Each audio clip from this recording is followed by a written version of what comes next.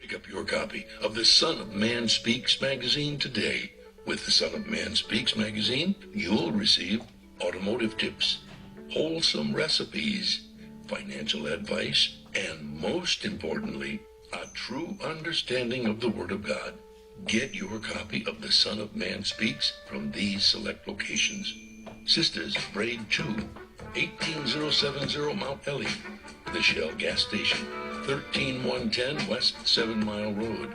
To get a subscription, call 601-786-9788. That's 601-786-9788. The Son of Man Speaks magazine, dedicated to becoming free indeed.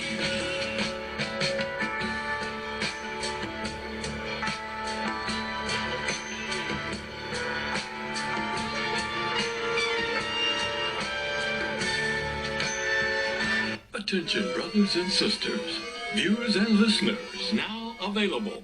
Your Son of Man Speaks magazine digital subscription.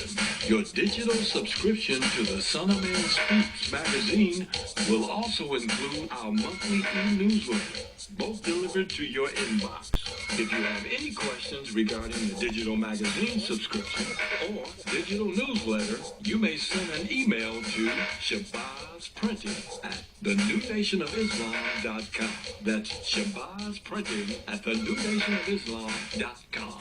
Or call 1-601-786-9788. That's 1-601-786-9788. You can also subscribe online. Visit www.thenewnationofislam.com and click on the magazine tab to register for your online subscription. We would like to invite you to help support the efforts of the Unity and Rebuilding Fund. Visit the website at www.unityandrebuildingfund.com. That's www.unityandrebuildingfund.com. We often hear how we need to work together to rebuild the city, and we're actually doing it. You can make online donations and click on links to track the progress of the Unity and Rebuilding Fund. And for more information, 313-868-0000 is a local number. Again, 313-868-0000. Support the Unity and Rebuilding Fund. To make your online tithes, offerings, donations, gifts to the Son of Man through Cash App, make your payment to $New Nation of Islam. That's $New Nation of Islam. Or call 601-786-7056. 601-786-7056. Murray, out of the pocket. 7 seconds. 6 seconds. Murray, he's downfield. Oh, man, the power's out again. You have reached Quality Construction and Engineering, your #1 emergency generator source. Power outages can be unpredictable, inconvenient, and disruptive to your life. With a backup generator, your life goes on uninterrupted with power when you need it. Not to mention the peace of mind of having your property suited to weather the storm. Whoever would have thought in Houston, Texas, that we would have an ice storm. It did happen, and that Sunday night when it came in, I got up and looked out the front door. Everything was pitch black. It was horrible. Something out of a novel or a science book that you had never seen before. Once the lights went out, my generator copped on. It ran 55 hours. The only one had lights. Get your backup generator installed with Quality Construction. We install both residential and commercial generators, so you're always covered. Schedule your consultation with us by calling 1-855-876-9370. That's 1-855-876-9370. Or visit us online at www.powerqec.com. That's www.powerqec.com.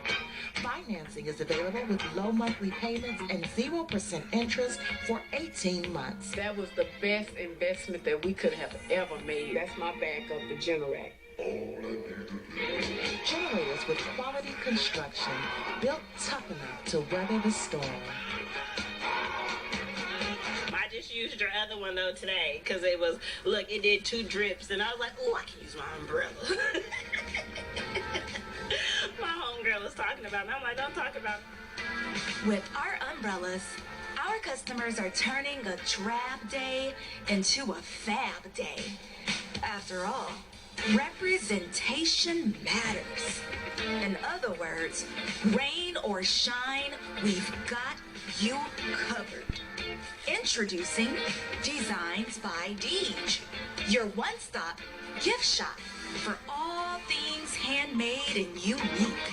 Our products range from our most popular umbrellas, blanket and pillow sets, handmade coasters, and other statement pieces that showcase the beauty of our melanin and natural hair in a beautiful and empowering way.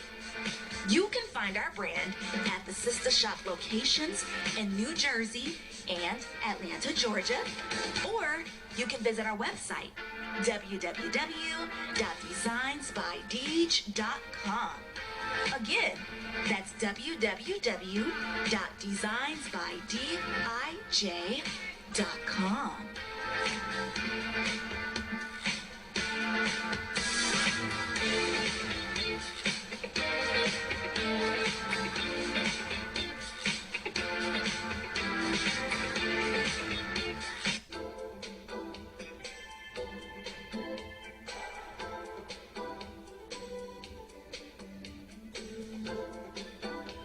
Are your clothes coming apart at the seams? Universal Seamstress and Tailoring has got you covered. At Universal Seamstress and Tailoring, we specialize in a wide variety of alterations and transformations to make and keep your clothes looking and fitting their best. From hem jobs to downsizing suits and dresses for a perfect fit to replacing zippers and buttons, Universal Seamstress and Tailoring is your one-stop shop for clothing maintenance. Also, do you have a logo for your clothes you'd like to wear? Universal Seamstress and Tailoring can put it there. That's right. At Universal Seamstress and Tailoring, we not only do alterations, but embroidery as well. Shirts, pants, coats, hats, even bags. If you can wear it, we can embroider it. So remember, whether it be alterations or embroidering you need, Universal Seamstress and Tailoring has got you covered. Universal Seamstress and Tailoring is located at 1404 Main Street, Fayette, Mississippi. Come and see us or give us a call at 601-786-0540.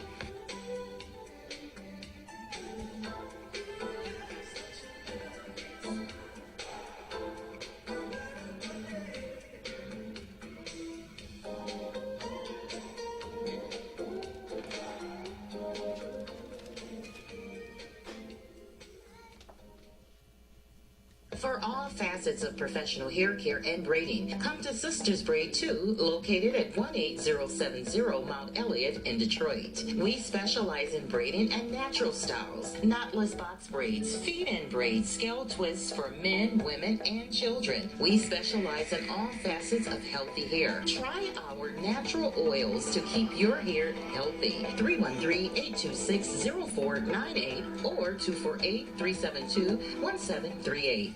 SOS Graphic Design provides agency-quality professional graphic design services from established companies to startups and individuals, creating a simple logo to complete rebranding and delivering visual communication with print media.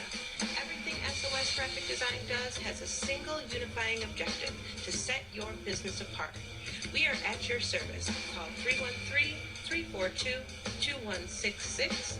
That's 313-342-2166 or online at www.sosgraphicdesigns.com.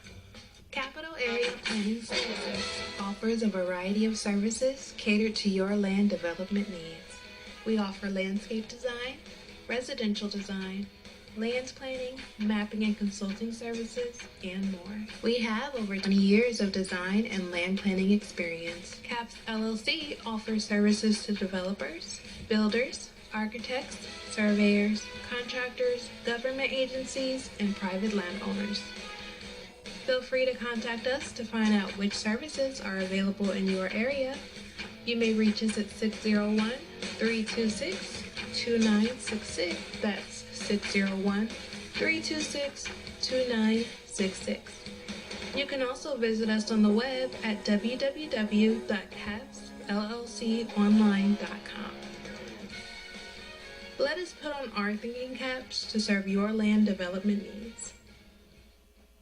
The views and opinions expressed on the following show are not necessarily the views and opinions of WHPS, its affiliates, management, or sponsors.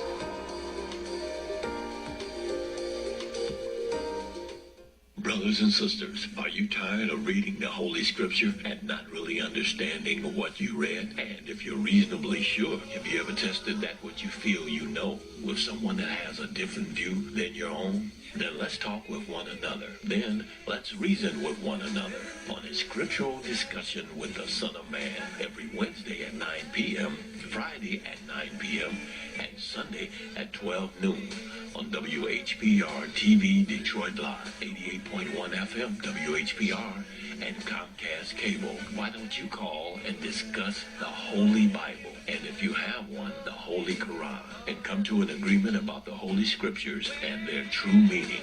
You can call in live on the air at area code 313-868-4336, 313-868-0342, or 313-868-0351. That's 313-868-4336, 313-868-0342, or 313-868-0351. And now, let's go live with a Scriptural Discussion with the Son of Man.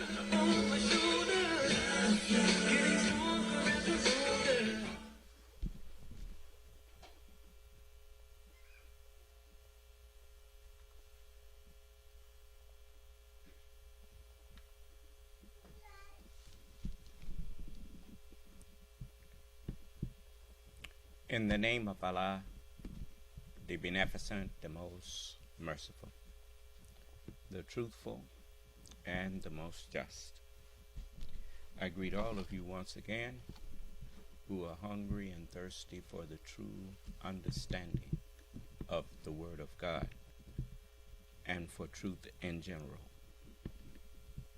I greet you all with the greeting words of peace. May Allah's Assalamu alaikum. I want to first give those who I want to warn some of you. I know people, and see, I'm a human being, and I know human beings. If you thought that I was teaching something that you would call foolishness, you wouldn't keep listening to me.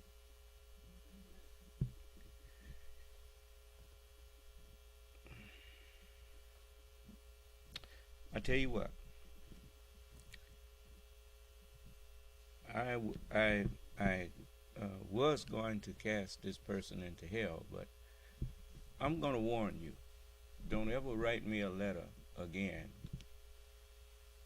without your address and stuff on there, because I'm going to just shred it. But if you got a problem with something that I'm teaching, you got a problem with me using the word nigger, if you got a problem with me calling people jackasses, come in here and tell me about it. And as far as,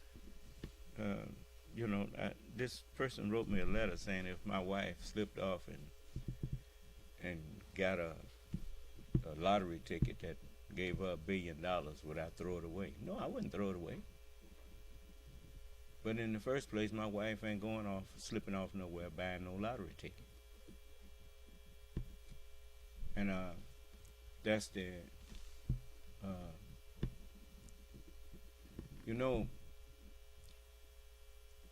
I'm not going to throw the earth away when I inherit it either from wicked people.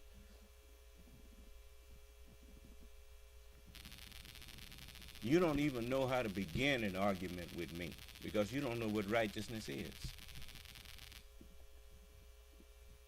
And, you know, the one thing that you notice about me is I'm not a coward.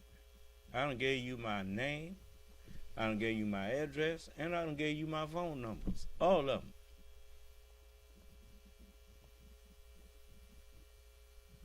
You know where to find me. Now, if you, and I ain't got no guards around me, you just come on if you think you can do something to me.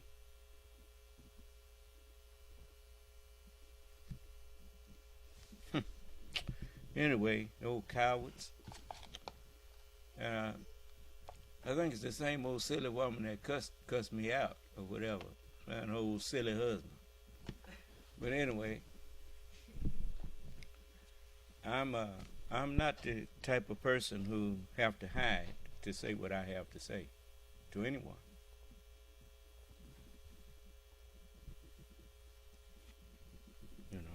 You know, that's your MO, not mine.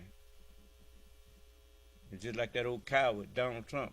When he got ready to fire somebody, he write a note on Twitter. Couldn't look at him because he's scared of him.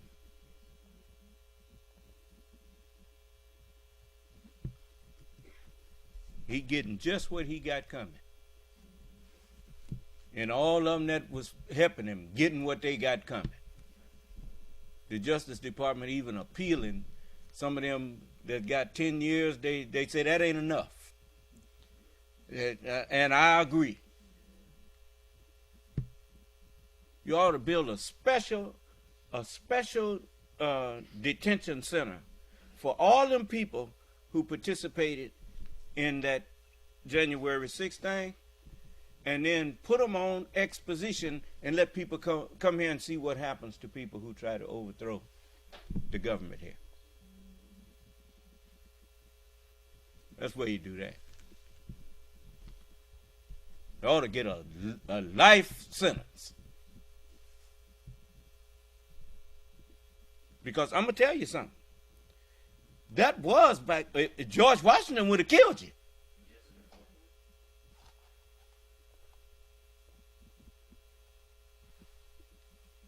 So, no, put them on display. That's where you do that.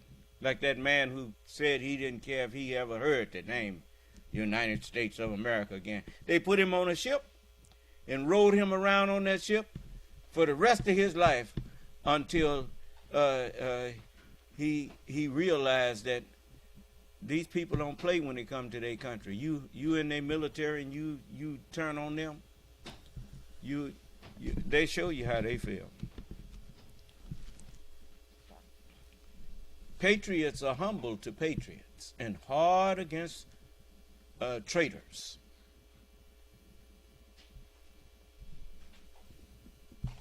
So,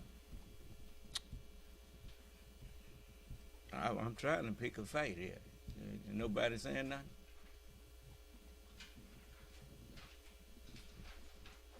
See? No matter what I say, don't nobody say nothing to me.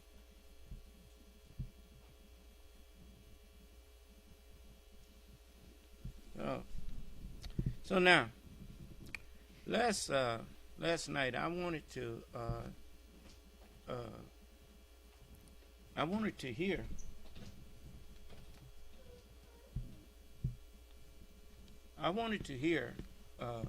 our president address the nation, and it slipped my mind. And because I had a whole lot of things on my mind that I wanted to share with you. So I decided I'm going to listen to it with you tonight. And there's something in particular I heard him say in there that I was so thankful that he finally made it clear to people what kind of aid he was giving. I mean, you know, a lot of people, when they hear that the United States is giving billions of dollars in aid to this country, they think the United States is giving them people money. They ain't giving them money. They're giving them what money could buy. And I'm going to tell you something else. That's more of an investment than it is charity. Because when Ukraine finally throw the yoke off, they're going to be doing business with America for some of them very things that they was charitably helped with. They'll be buying them. Do you understand? So, I mean, it's a win-win situation for the U.S. But anyway, I told you, what you think? I understand the Word of God and I don't understand this world? What's wrong with you? He that's from above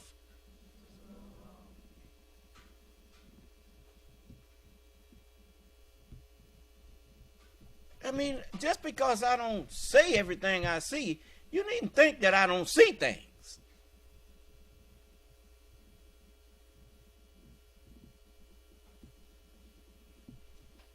I hear a lot more than you think I hear too. So, but I ain't here to condemn you. I'm here to save you. You ain't got to try to hide from me. I'm going to tell you something else. The scripture says, now this is strictly to my followers.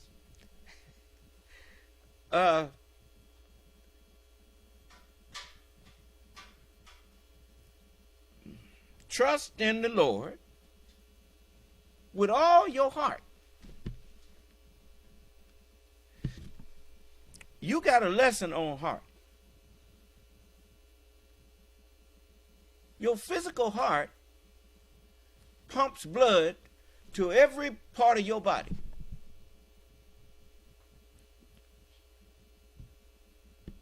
Your mind pumps instructions to every part of your body.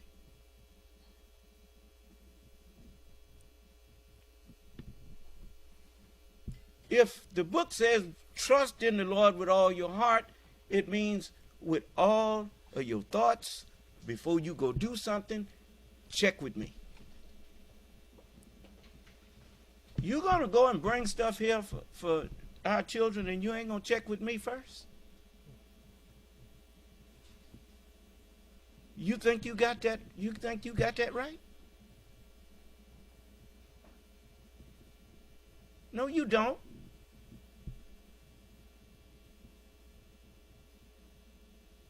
If you're going to go and get something or rent something and bring it for our babies, I should have a say-so in that.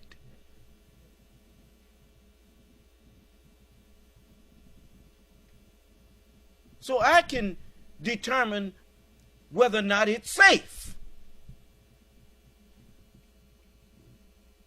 You're thinking about fun. I'm thinking about safety.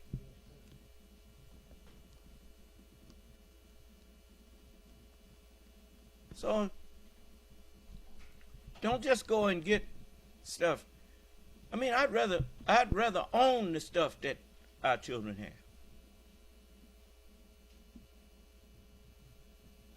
Not getting secondhand stuff, because you're getting secondhand everything now.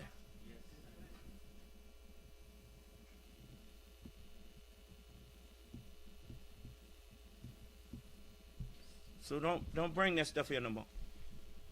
You hear? Whatever you're going to bring for our children to have recreation with or whatever, you check with me to see if I got some ideas about what we're going to do.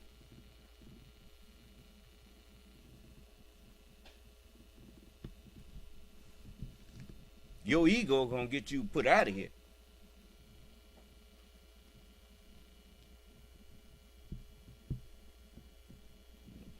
All right. I'm not taking your man and womanhood away from you. I'm putting protection on you. It's just like some of these nuts get up there and ask the president questions. They supposed to be news reporters, and they up there asking him, what is your plans for how to get the hostages out, and how you gonna do? What kind of question is that? Just stupid.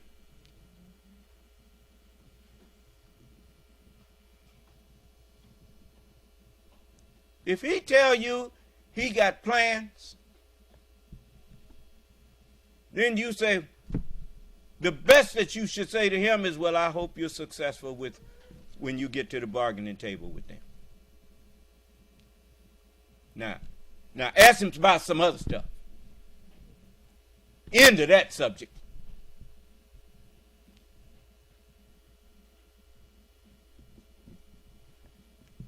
Seems like the longer you live, the more stupid some of you get.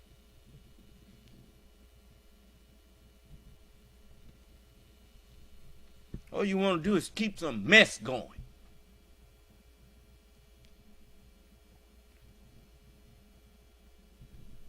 So, but anyway, let's see what President Biden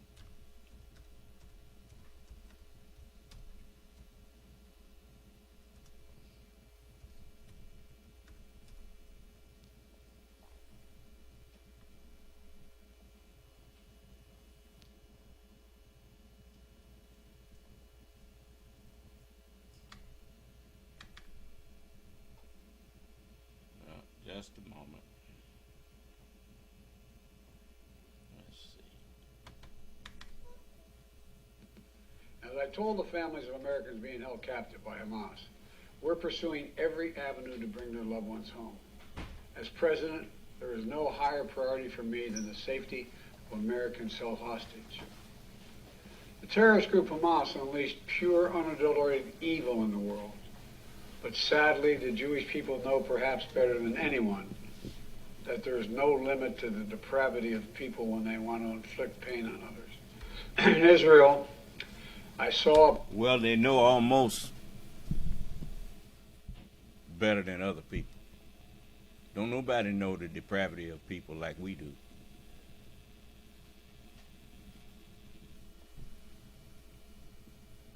Who are strong, determined, resilient, and also angry, in shock, and in deep, deep pain. I also spoke with President Abbas, the Palestinian Authority, and reiterated the United States remains committed to the Palestinian people's right to dignity and to self-determination. Now that is a president. Israel is my friend, but you ain't my enemy. Do you understand? I mean, any nation that wants to call itself great has to pick its own friends and pick its own enemies. And no friend of mine would expect me to take somebody as my enemy just because they don't like them. Do you understand? I remember I got paid a great compliment by a white gunnery sergeant when I was over in Nam. And because he saw me, sometimes they'd see me laughing and talking with white boys. And then sometimes they'd see me giving the power sign and a little greeting that we used to have with each other.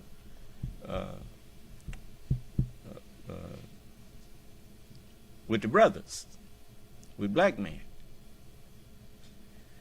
And he said, he came up to me and said, "Corporal," he said, "You a self-styled militant, huh?" I say, if you mean I pick my own friends, I said, yeah. I said, don't nobody tell me who to hate and who to love and who not. No. I judge people the way they treat me and the way that I see them conduct themselves in general. And I've never been a crowd follower. And it was very important that the President of the United States, remembering that he speaks for the United States, Now, how in the world do you let yourself get entangled into a religious argument that people have turned into a bloody war by calling it a holy war? That's no holy war. That's a bunch of people who have power and wants to stay in power, and the only way they know of to stay in power is to distract other people, ignorant zealots, into that's your enemy over there. That's why you ain't got no peace. That's why you can't have that. They are a threat to you, and all that old kind of foolishness.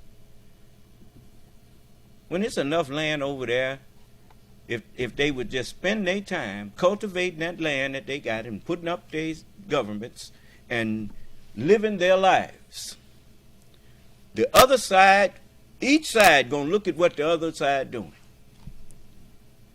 The Holy Quran teaches us to compete with one another in the doing of goodness. And wherever you are, Allah will bring you together. Goodness always attracts good people. You don't have to tell nobody what kind of person you are. What are you attracted to? The Honorable Elijah Muhammad said this. He taught us this. He said, you don't attract what you want. You attract what you are. You see. And so I'm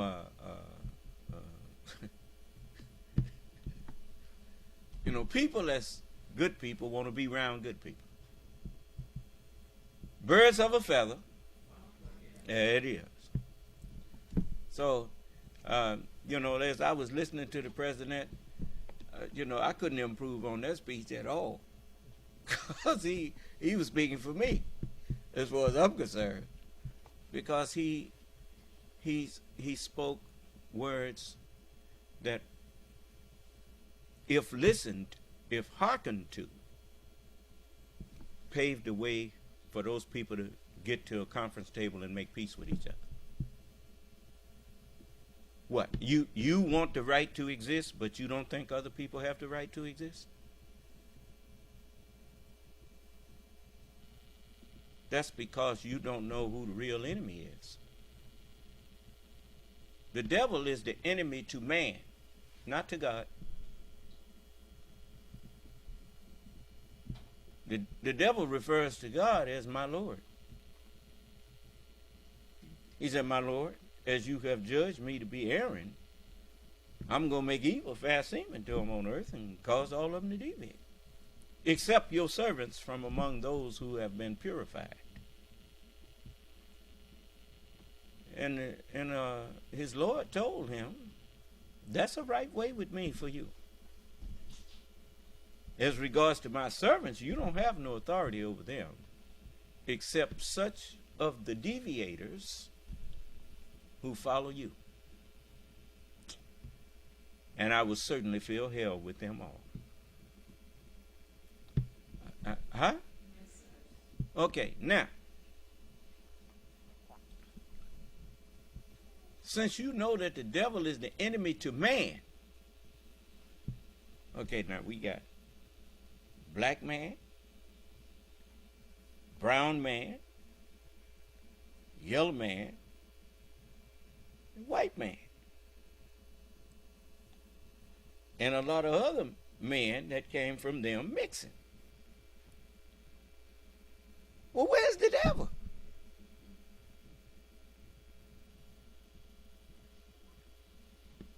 When you understand that the devil is the deviser of illusion, D-E-V, deviser, I-L, illusion. That's the mind. We wrestle not against flesh and blood, for flesh and blood is man. But the mind that devises illusions is the enemy to man.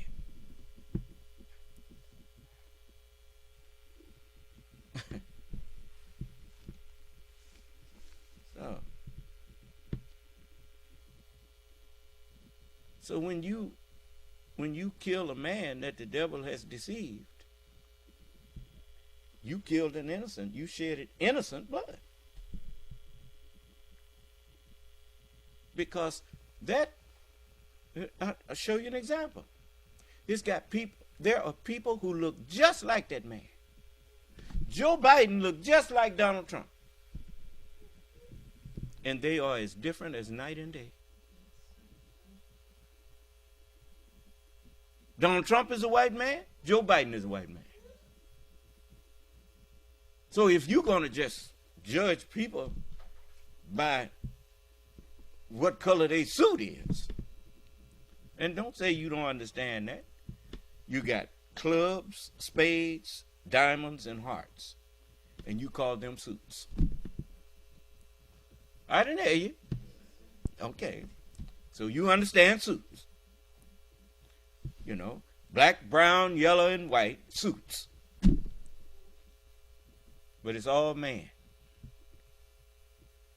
Like spades, diamonds, hearts, and clubs are all cards.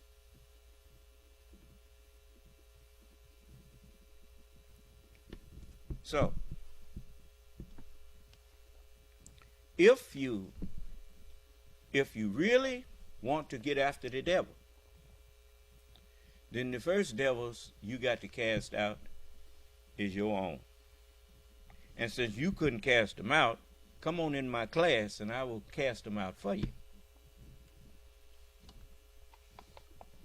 Do you understand? But you got to trust me. You can't get rid of your own cancer once you got it. But there's some doctors out there and scientists out there that's been working on that problem. And some cancers are no longer death sentences because the doctor can cast them out. Do you understand? Okay, well, how you know I can cast out the devils while you can't?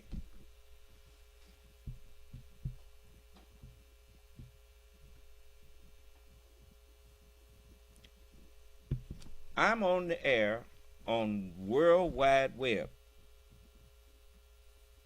Everybody all over the earth can hear me if they want to. Yet can't none of them argue with me even if they want to. Because the truth is what I am with. And the truth is what is with me. The Word now has been made flesh and is dwelling among you. The only way you can cast out devils is when they can't argue with you. I mean, it's just intelligent when you show a person something that they have been believing in is a lie, and you can prove it. Only thing you expect to hear from them is thank you. I didn't hear you. We have pointed out to man the two conspicuous ways, the way of truth and the way of falsehood. He may be thankful or unthankful. Huh? And now, it's one thing to be unthankful. It's another thing to be rebellious and trying to fight. Cast into hell every unthankful or ungrateful, rebellious one. And that's exactly what I'm going to do. Now, if you got some proof that anything I'm teaching is wrong, you're welcome to come share it.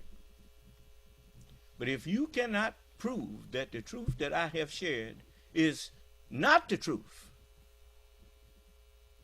I suggest you give thanks. And if you don't want to accept it, I suggest you be quiet and go on about your business. Because if you try to rebel against me, I'm going to throw you in hell.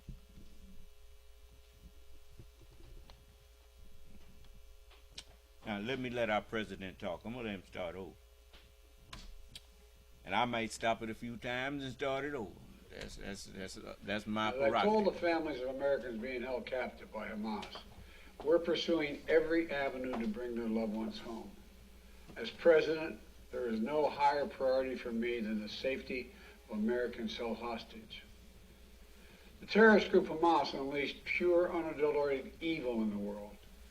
But sadly, the Jewish people know perhaps better than anyone that there is no limit to the depravity of people when they want to inflict pain on others. In Israel, I saw people who were strong, determined, resilient, and also angry, in shock and in deep, deep pain. I also spoke with President Abbas, the Palestinian Authority, and reiterated that the United States remains committed to the Palestinian people's right to dignity and to self-determination. The actions of Hamas terrorists don't take that right away.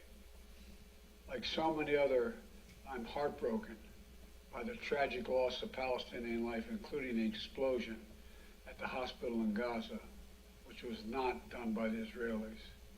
We mourn every innocent life lost. We can't ignore the humanity of innocent Palestinians who only want to live in peace and have an opportunity. You know, the assault on Israel echoes nearly 20 months of war, tragedy, and brutality inflicted on the people of Ukraine, people that were very badly hurt since Putin launched his all-out invasion. We've not forgotten the mass graves, the bodies found bearing signs of torture, rape used as a weapon by the Russians, and thousands of Ukrainian children forcibly taken into Russia, stolen from their parents. It's sick. Hamas and Putin represent different threats, but they share this in common. They both want to completely annihilate a neighboring democracy, completely annihilate it. Hamas' stated purpose for existing is the destruction of the state of Israel and the murder of Jewish people. Hamas does not represent the Palestinian people. Hamas uses Palestinian civilians as human shields, and innocent Palestinian families are suffering greatly because of them. Meanwhile, Putin denies Ukraine has or ever had real statehood. He claims the Soviet Union created Ukraine. And just 2 weeks ago, he told the world that if the United States and our allies withdraw, and if the United States withdraw, our allies will as well, military support for Ukraine would have, quote, a week left to live, but we're not withdrawing. I know these conflicts can seem far away. And it's natural to ask, why does this matter to America? So let me share with you why making sure Israel and Ukraine succeed is vital. Let me say this about what he said, Putin said. Putin knew that the United States was going to be helping Ukraine.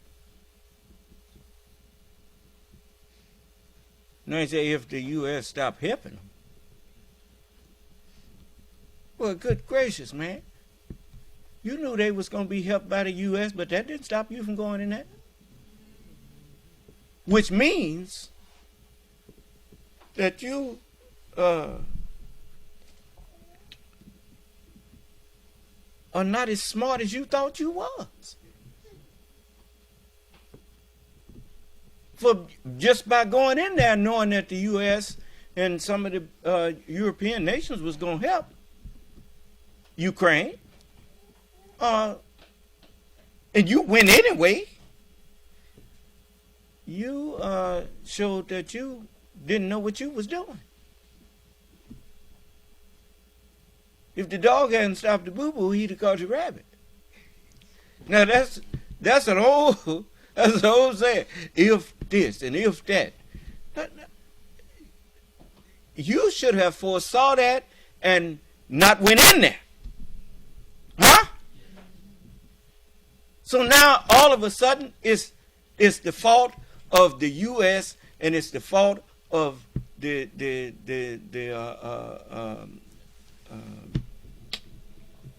UN or the what they call it. Is it NATO? It's the fault of NATO that you ain't winning?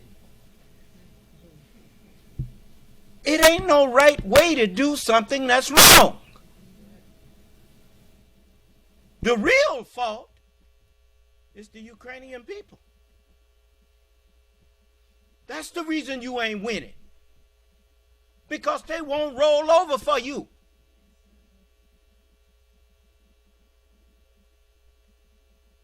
It's just like these crazy devils that think they're going to put us back in slavery. That boy, that ain't even that ain't no kind of way going to happen. Boy.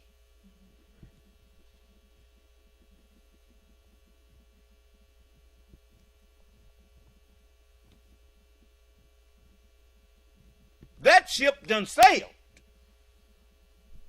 and sunk.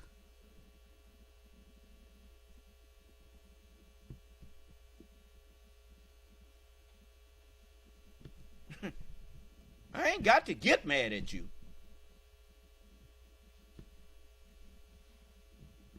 No. I'm just like the Incredible Hulk. That's my secret. I stay mad. It's just like water when it's hot. Too hot for you to get in it. Sit there looking just as peaceful. You better not stick your foot in there. I didn't hear you. Now I go about my business. I respect people. I teach my followers to respect people.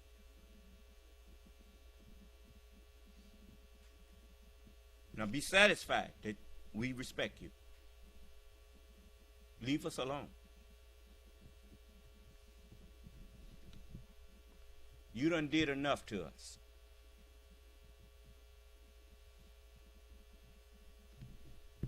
So President Biden, and I want to get back and let him take that up just a minute from a little further back. Hamas uses Palestinian civilians as human shields. Let me tell you something. That is not Islam. Even when you are justified to fight, you are not justified to abuse. Muslims are just, not vengeful, just.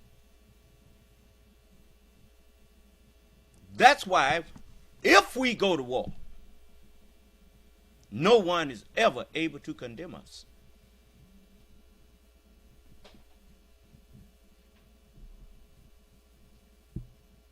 Because we didn't start it. And even when we fight, we are still Muslims. We don't adopt Satan's ways. He was a murderer from the beginning and abode not in the truth. When he was asked, where's your brother? Where's Abel, thy brother? I know not. He knew exactly where Abel was. How come he didn't say, I left him over there in that hole that I put him in because he did so and so to me? He attacked. He wasn't justified to slay Abel. He wasn't justified to kill Abel.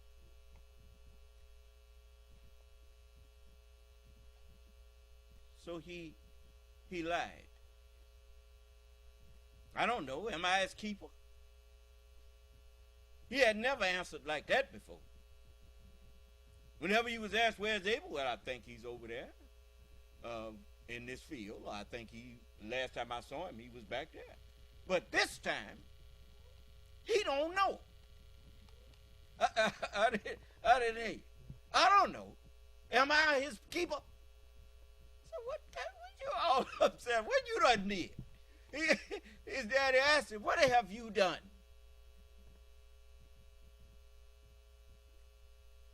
And you know what happens when somebody dies. Their blood start talking to you. It starts stinking. I didn't hear you. The voice of his brother's blood was crying from the ground. Huh? Yeah. So he was cursed.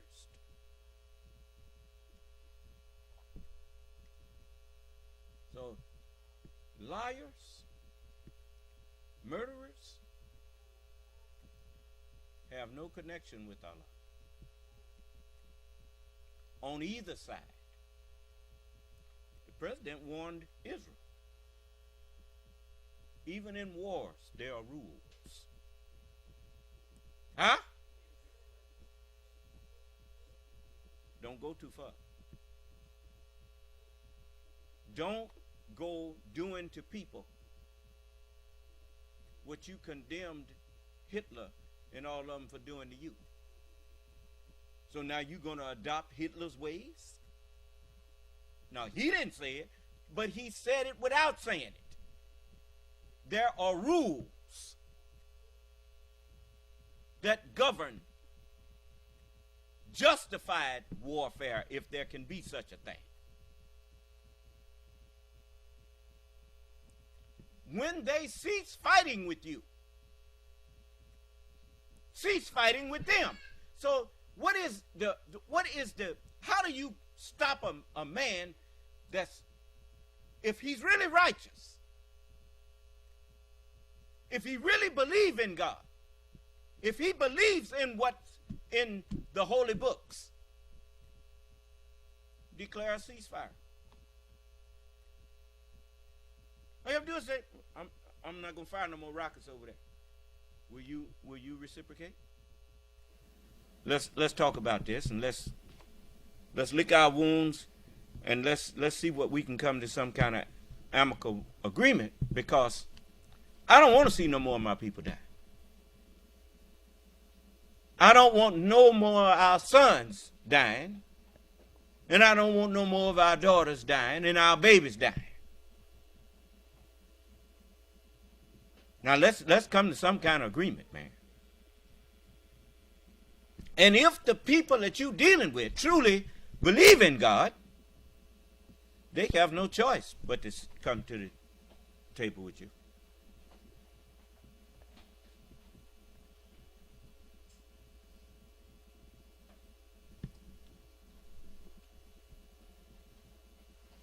Because you fighting in the way of the devil. You're not gonna convert Hamas to Judaism. You ain't gonna do that. And Hamas ain't gonna convert Israel to Islam in no form. Not with bombs and bullets.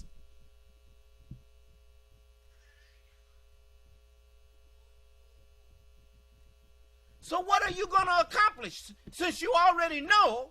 So the only thing that's left is you're going to wipe each other out?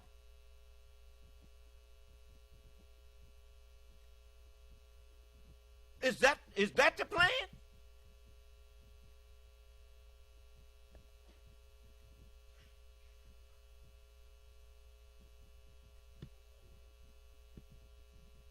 No. I don't want to see any of them die. We don't have to kill each other. The earth is 196,940,000 square miles of land and water.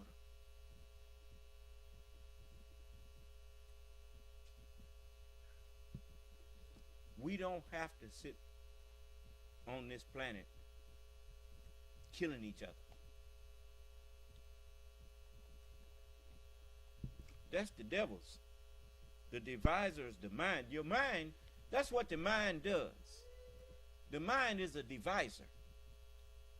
You notice, you know about mathematics. The number to the left in that equation is the divisor. The number to the right is the dividend. And you take the number to the left and see how many times it can go into the number on the right. Is that right? Well, what does your mind do? It looks into things. It is a divisor.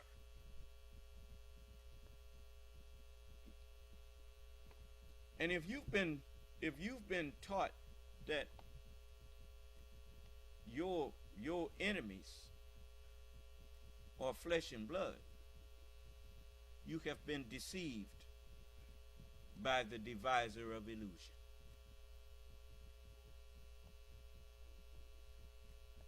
Your enemy ain't that flesh and blood that you're trying to kill. Your enemy is the mind that you carrying around in your head that's done convinced you to murder that family member of yours.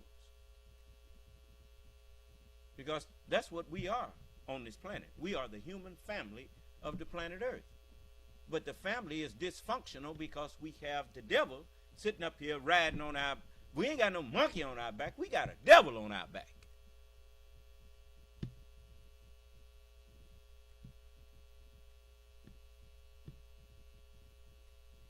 When does the killing end?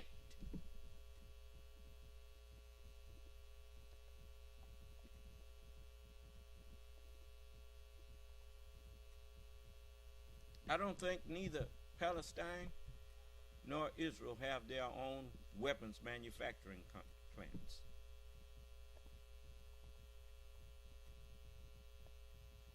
If they didn't have all of them bombs and stuff, they'd probably be glad to sit down to the table and talk to each other.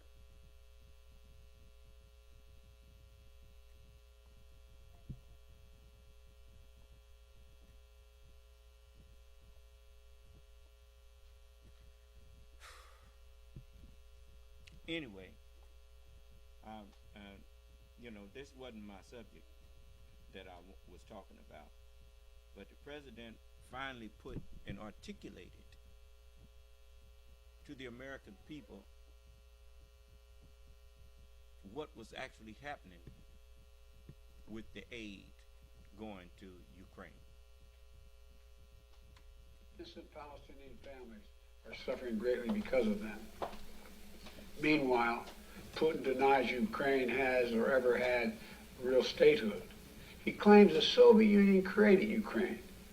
And just 2 weeks ago, he told the world that if the United States and our allies withdraw, and if the United States withdraw, our allies will as well, military support for Ukraine would have, quote, a week left to live, but we're not withdrawing.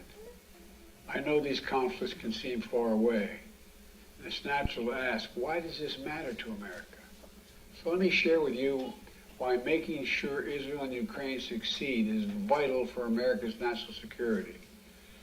You know, history has taught us that when terrorists don't pay a price for their terror, when dictators don't pay a price for their aggression, they cause more chaos and death and more destruction. They keep going, and the cost and the threats to America and the world keep rising. So if we don't stop Putin's appetite for power and control in Ukraine, he won't limit himself just to Ukraine. Putin's already threatened to remind, quote, remind Poland that their western land was a gift from Russia.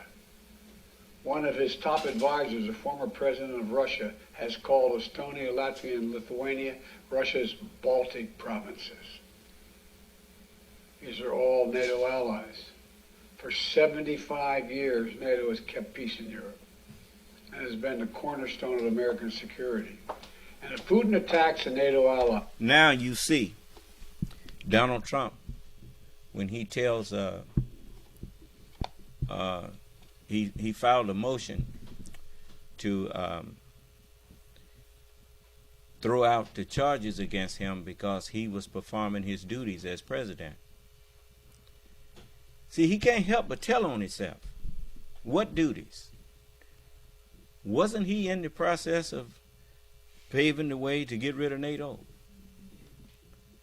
So he was performing his duties to Putin.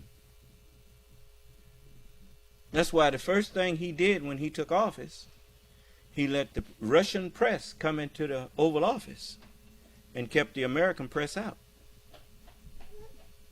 That was his way of spiking the ball. and letting Putin know, okay, we got this for what's next. And then he started systematically going around insulting America's allies,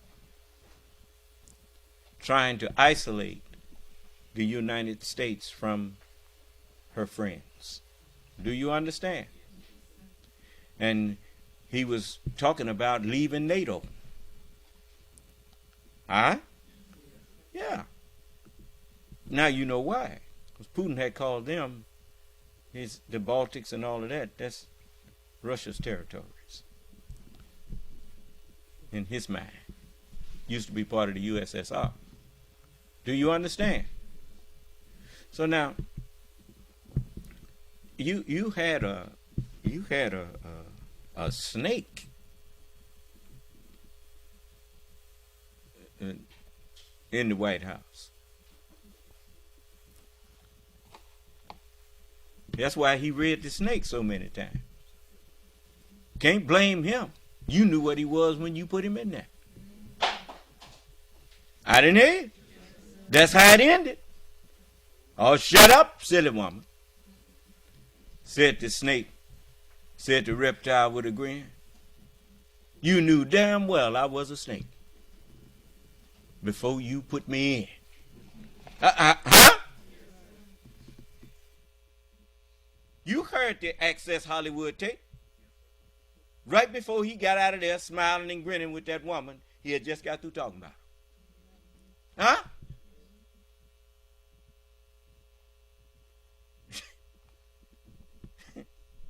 And that's the kind of man you put in the office of president.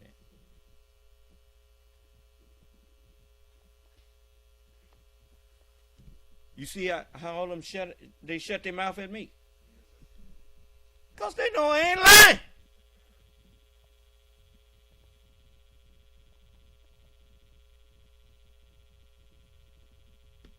So, the president,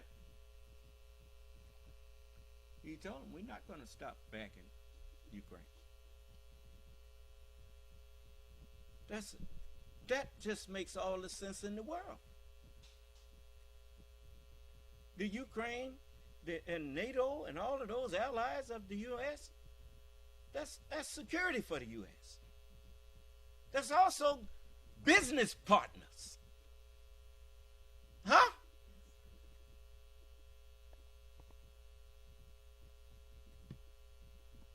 To invest in the security of Ukraine is to invest in the security of the United States. Because, like I said, now Ukraine and all of the European allies of each other, they know the value of NATO. Hitler could never have done what he did if they had had NATO when he rose up. They'd have snuffed him out right there at Germany. Do you understand? You ever seen the what you call it, Nature Channel? You ever look at the Nature Channel and watch lions hunt? Lions are some bad cats, ain't they? But boy, if they can't cut the herd out with them horns, the ones with the horns, when they decide not to run and stick together, the lion had to go find him something else to hunt. Do you understand? He got to cut you off by yourself. In unity, there is strength. That's why there are operatives. A lot of these people, you found out that the National Rifle Association was actually Russia's sending money through them to get all these people elected.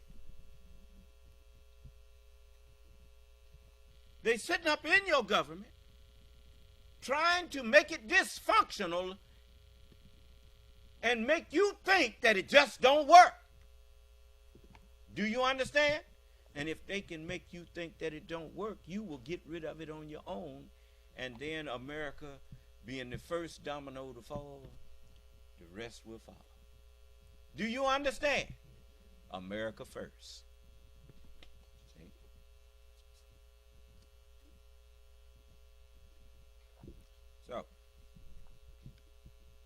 So it's I'm going to give you all a pledge for your flag. And I'm going to take George Washington's advice. He hoped everybody, all nations would adopt their constitution for them. Well, I like that Pledge of Allegiance there. It's just a few words need changing. We can have it for hours. So I like that. But anyway, this, what you think make all things new meant?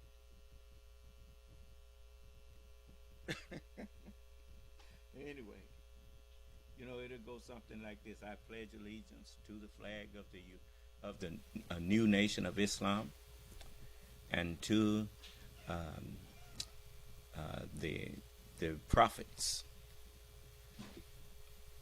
or to the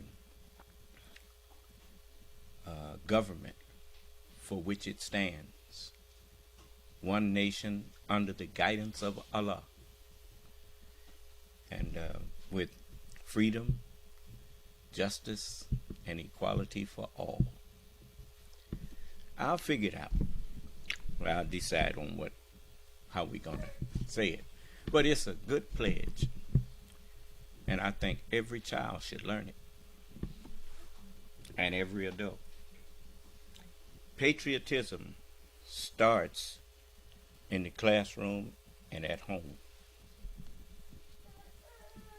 You see.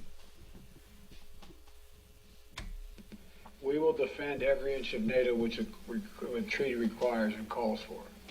We'll have something that we do not seek.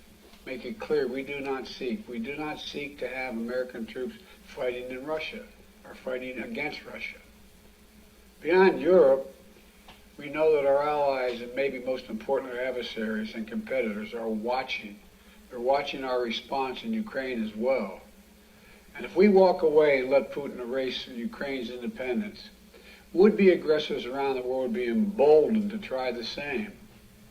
The risk of conflict and chaos could spread in other parts of the world, in the Indo-Pacific, in the Middle East, especially in the Middle East.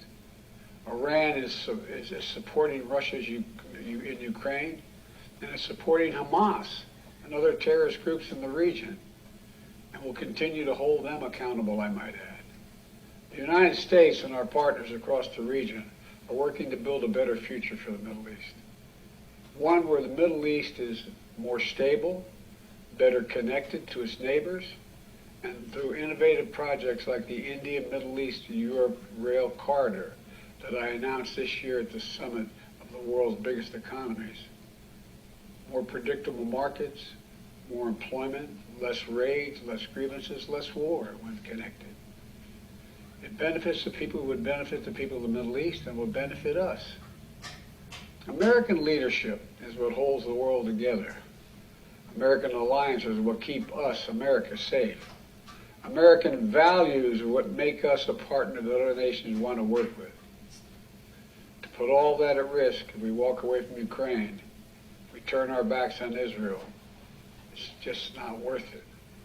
That's why tomorrow I'm going to send to Congress an urgent budget request to fund America's national security needs, to support our critical partners, including Israel and Ukraine. It's a smart investment that's going to pay dividends for American security for generations. Help us keep American troops out of harm's way. Help us build a world that is safer, more peaceful, more prosperous for our children and grandchildren. In Israel, we must make sure that they have what they need to protect their people today and always. The security package I'm sending to Congress and asking Congress to do is an unprecedented commitment to Israel's security that will sharpen Israel's qualitative military edge, which we've committed to, the qualitative military edge. We're going to make sure Iron Dome continues to guard the skies over Israel. We're going to make sure other hostile actors in the region know that Israel is stronger than ever and prevent this conflict from spreading. Look, at the same time, President Netanyahu and I discussed again yesterday the critical need for Israel to operate by the laws of war. That means protecting civilians in combat as best as they can. The people of Gaza urgently need food, water, and medicine.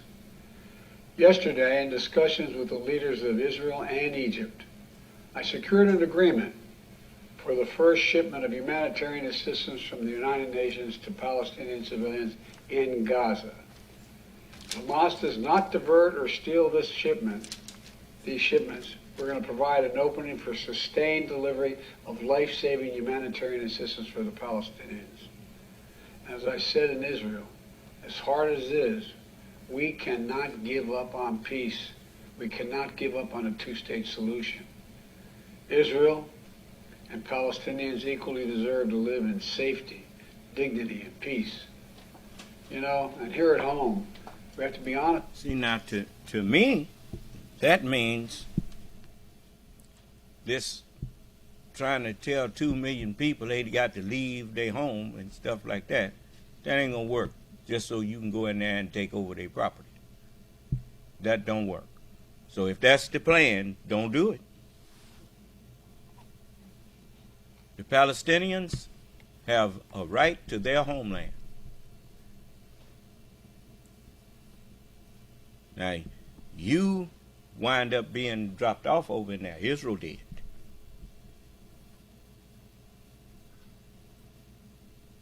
Now, you there, so you there. But no expanding at the expense of those people losing their homeland. Don't do it.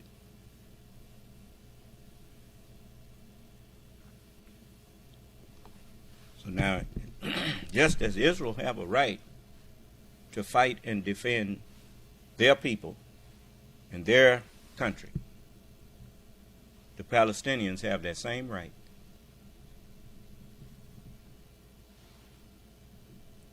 And as long as those people are trying to defend themselves, that is their right.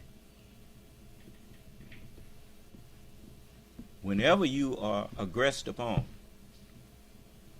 the non-aggressor is in the right until they become the aggressor. As I told you last night, even lions, when you move into their territory, they fight. When that lion tries to get out and run, he'll run to the edge of his territory, he leave him alone. And he don't go looking for him no more. That's the way of peace. So, I'm a Muslim. I love peace. I don't look forward to shedding anyone's blood, because the flesh is a slave. The flesh is nothing but a slave to whatever mind takes possession of it. If you don't like something that you see flesh doing, then it's written, "Come, let us reason together, saith the Lord." Let's sit down and talk. You doing this, explain to me what the justness, for what just cause you doing what you're doing. Certainly, if what you're doing is right, you can convince people that's sane that what you're doing is right. Is that right? But if you don't want to talk about it, it's because you're not convinced that you're right yourself.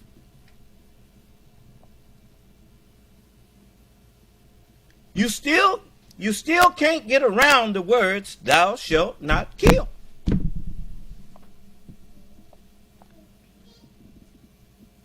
What, you gonna kill everybody that disagree with you?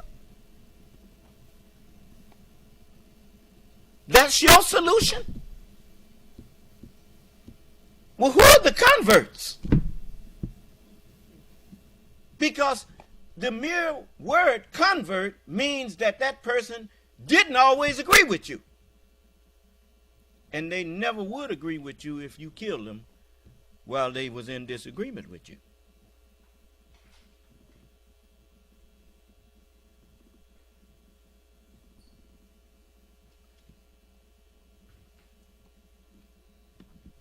It's like me and Islam that I teach. I'm willing to talk to Christians and to Jews and to whoever, because I truly believe that I have the truth. If you can convince me that I am deceived, then I will convert to what you are. I will change. That's what convert means. It means change. But you got to convince me.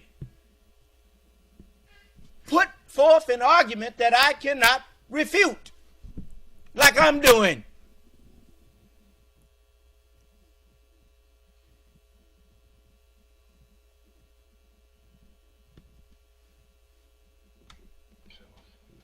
In recent years, too much hate has given too much oxygen, fueling racism, the rise of anti-Semitism, Islamic phobia, right here in America.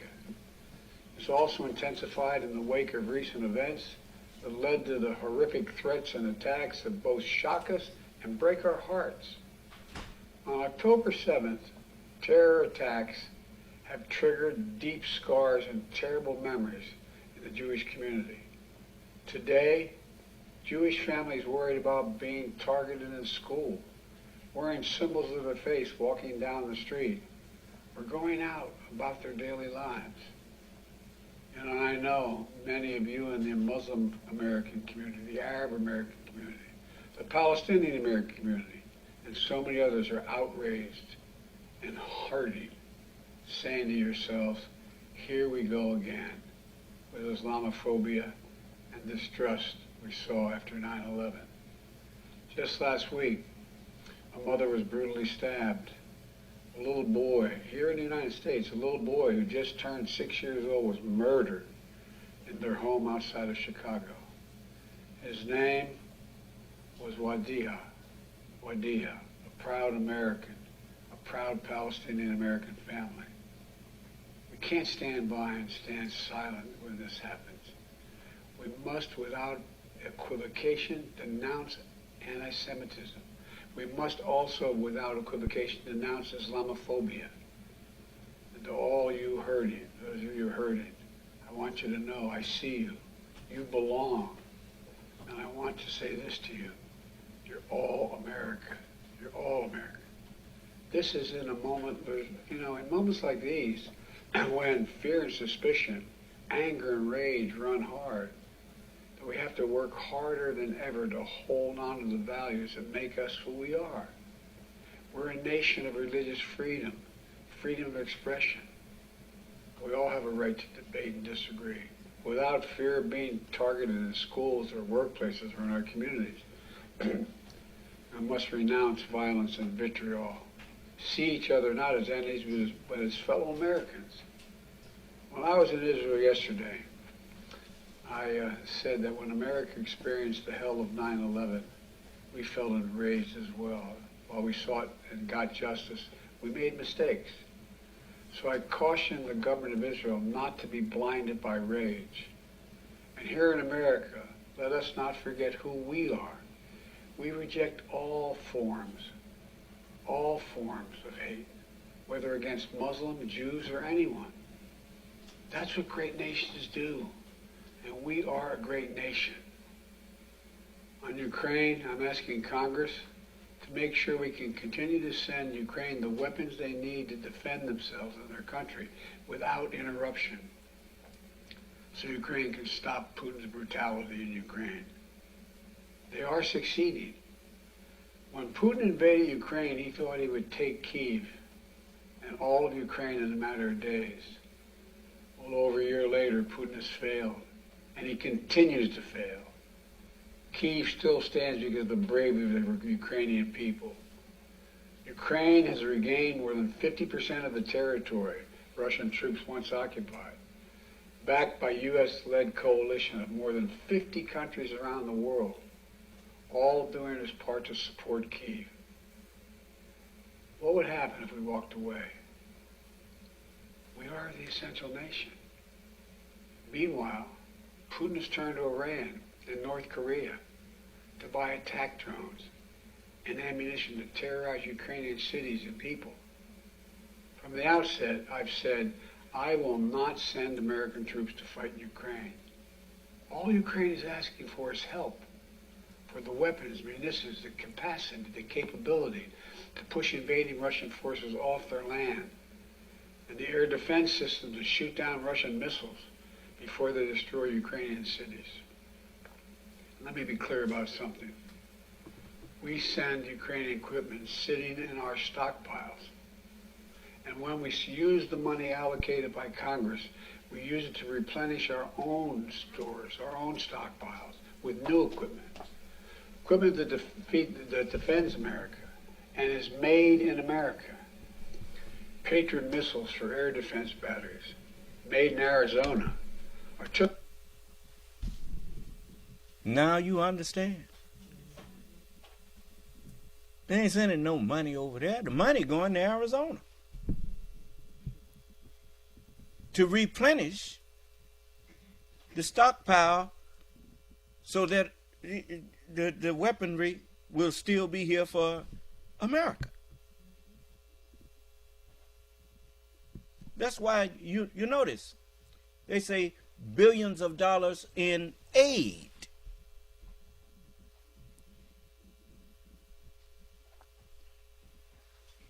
All that's actually doing is jobs is being supplied to rebuild and restock. Do you understand? I mean, there's no such thing as a war that people ain't making money off of. I mean, that don't make you rejoice over war, but it also, when you understand that the monies that's being spent, it ain't being spent abroad, it's being spent right here in America.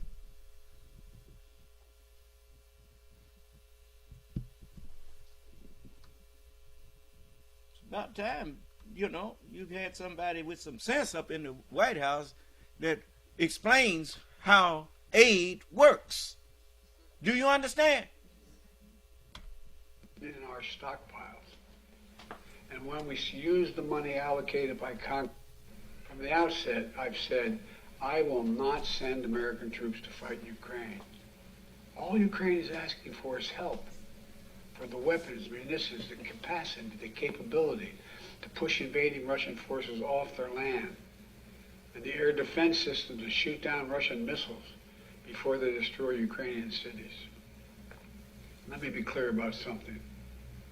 We send Ukrainian equipment sitting in our stockpiles. And when we use the money allocated by Congress, we use it to replenish our own stores, our own stockpiles, with new equipment. Equipment that defends America and is made in America. Patriot missiles for air defense batteries, made in Arizona. Artillery shells manufactured in 12 states across the country, in Pennsylvania, Ohio, Texas, and so much more. Just as in World War II, today patriotic American workers are building the arsenal of democracy and serving the cause of freedom. Let me close with this. Earlier this year, I boarded Air Force One for a secret flight to Poland.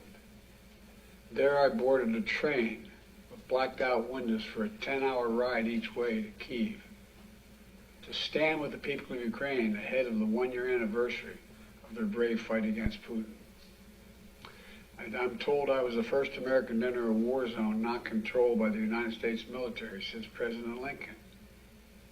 With me was just a small group of security personnel and a few advisors.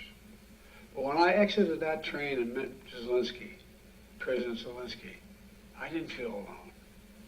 I was bringing with me the idea of America, the promise of America, to the people who are today fighting for the same things we fought for 250 years ago.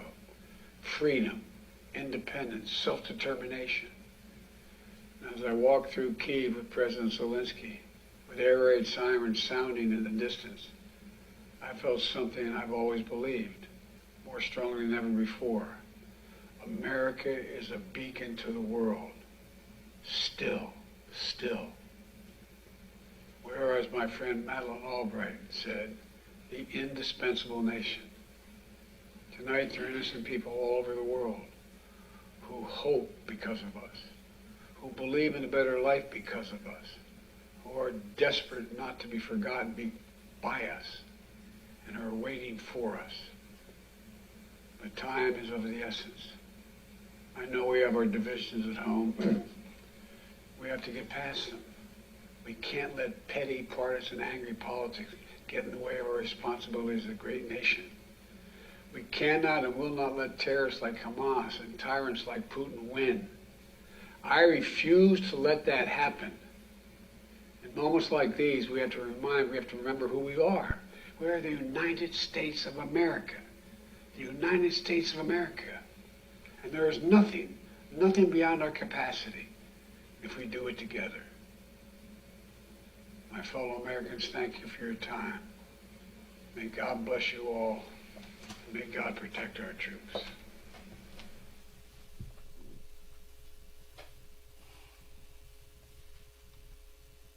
A 15-minute speech that was concise and covered much subject matter that needed to be covered. Not a bunch of wasted words. And look, when you heard him say that after 9/11, in the fervor of anger, mistakes were made. You know, I say to all of you,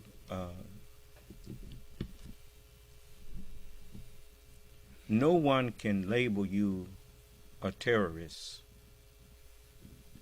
if you are truly a freedom fighter. But if you cross the line from freedom to trying to win by, as they say, any means necessary, any means that you think of,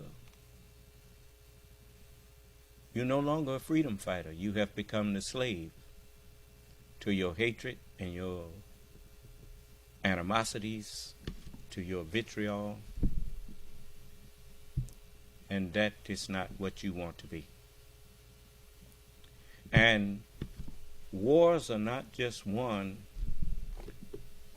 in this world by forces of arms. They are also won by forces of public opinion. Do you understand? Yes, sir. I don't care who you are. I don't care what language you speak. People understand what a massacre is. That's not what soldiers do. That's not what patriots do. They don't massacre people. They don't go against non-combatants and flex their military training. Militaries train to fight other militaries. Gangs go in to beat up civilians and murder civilians, to terrorize them. don't become a gang. If your cause is just, then you know Allah is with you if your cause is just. But you don't go representing a just cause in an unjust way. So I'm talking to Hamas. It ain't nobody on this earth, none of these governments that's calling Hamas terrorists, they got some skeletons in their closet too. The United States got a history of terrorizing us. And you look at the histories of most of the people, that's how they know that it's wrong. And you can't say they can't talk, because they've been there, did that, and acknowledged that it's wrong, and they don't stand for that now. Do you understand? You don't say, well, you did it too.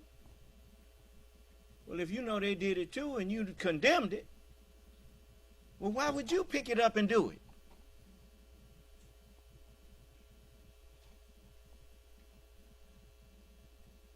No. Don't do that.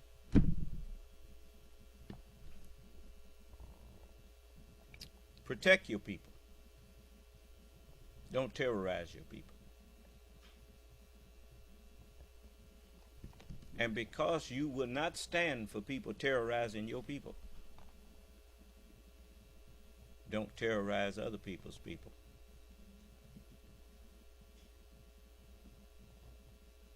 There's no such thing as a Muslim that you have to fear if you go among Muslims peacefully. As long as you visiting among them, they will keep you safe until you leave. Ain't nobody that come visit us got to fear that somebody gonna hurt them. That ain't finna happen.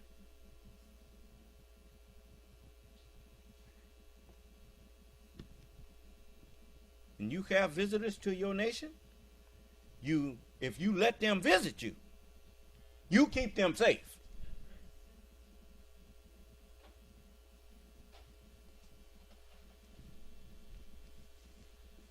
So when I said that a hair on President Biden's head better not be harmed, I didn't know he was over there doing that, but Allah knew.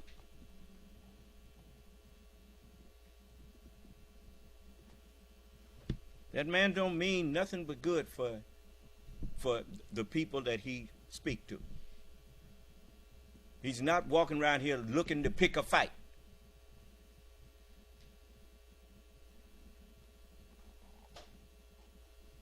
But he represents a nation that if it had not been for this nation, the United States,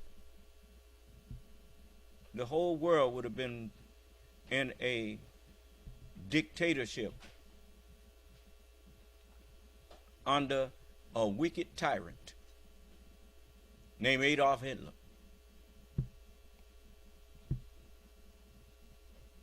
You wouldn't have what you have right now.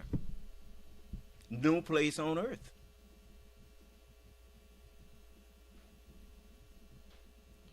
Whenever people appeal to the worst instincts, the worst part of our character, that's the one thing about man. Man always has a dark side. All of us do. We just like the earth.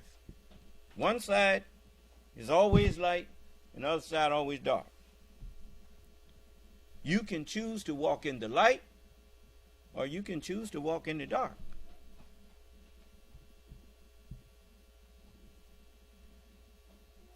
The two conspicuous ways.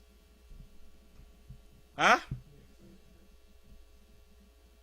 So, those who are successful, they recognize that there's a dark side to them. So they put on the whole armor of God, the whole word of God, and constantly bathe into it. The light enters into the darkness and enlightens it. And the darkness enters into the light and it disappears. And it's just steadily happening. You notice, you take a shower every day. You feel clean, but the next day you got to shower again. Do you understand? And it's going to always be that way. We have an endless universe. The universe has no top, it has no bottom, it has no sides that we know of. Which means that we always going to be entering into the dark to come to the light. Do you understand? The light always shines in darkness. The proof of that is you can't see through that chair. You can't see through these walls. But those walls are, it's light shining out of those walls. It's light shining out of those chairs. Because everything is the thing that actually does not exist, that we had to create by the way we formed our eyes. We created darkness because the universe is filled with light. Do you understand? Any place where there is matter, there is light. Honey? And everywhere you go, there's matter. Well, I don't see nothing. You there, ain't you? Well, then it's light there. Light emanates from you. We are luminous creatures. So let's, our biggest problem is our mind needs to expand. That's why Jesus compared the kingdom of heaven to yeast, leaven. Leaven is yeast. And our minds are like that with the earthly knowledge that we have. That's one of the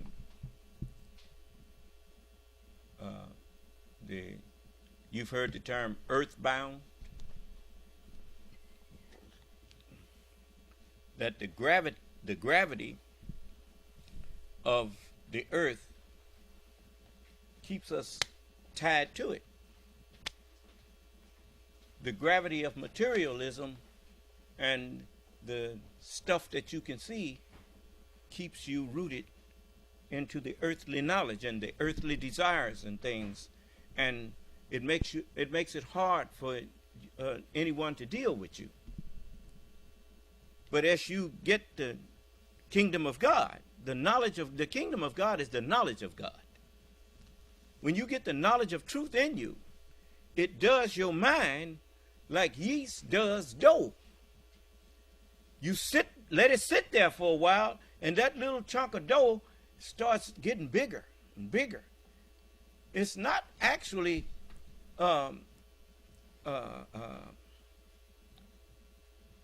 what you would call growing, because it's just the same amount is there, but it expands, and as it expands, it gets easier to work with.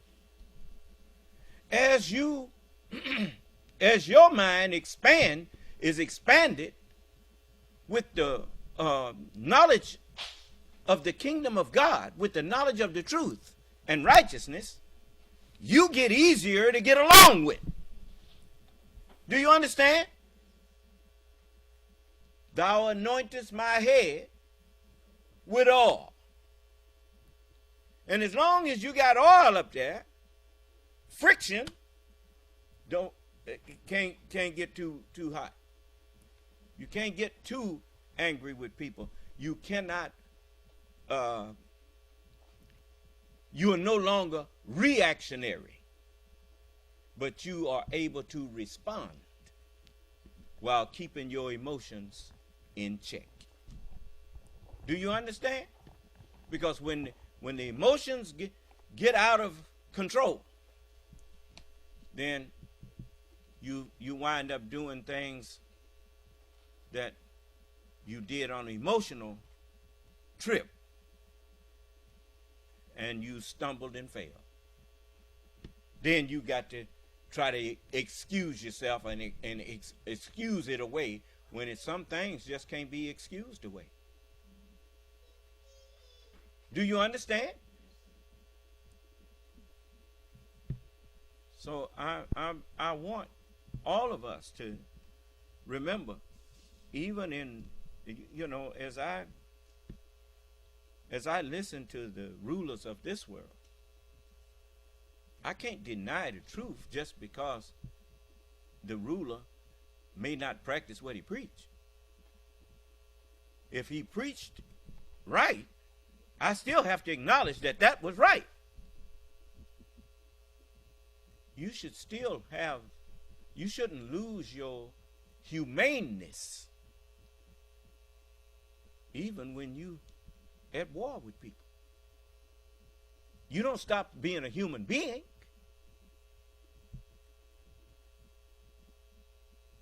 Huh? I mean, I watched people fight each other. When I was in elementary school, if you knock somebody down, you got back, let them get up. Huh? But I lived to see that change. I lived to see them knock them down and then go kick them and stomp them. I said, oh, good gracious, man. I never did that to nobody. And I was careful not to let nobody knock me down. Because, man, these people crazy. You know, 'cause I don't know what I'd have done to you. You did that to me. I never was the kind of person that wouldn't fight you again, and fight you again, and fight you again. You know, so, you know, that, you know, behind whooping didn't scare me. Just made me learn how to fight better. That's all. You just learn how to fight better. Next time I won't do this, or I won't do that. But if he try to come again, we just have to fight again. But it won't be the same. So the thing that you have to remember is that you don't find out what kind of. I was looking at Mission Impossible, and it was Mission Impossible 3. And Ethan had this fellow on the airplane that had killed one of Ethan's students that he said was ready for the field. And when he got him on the airplane, Ethan opened the airplane window and threw him down in the chair and was holding him, threatening to throw him out the plane. And he was called by that I don't forgot that brother's name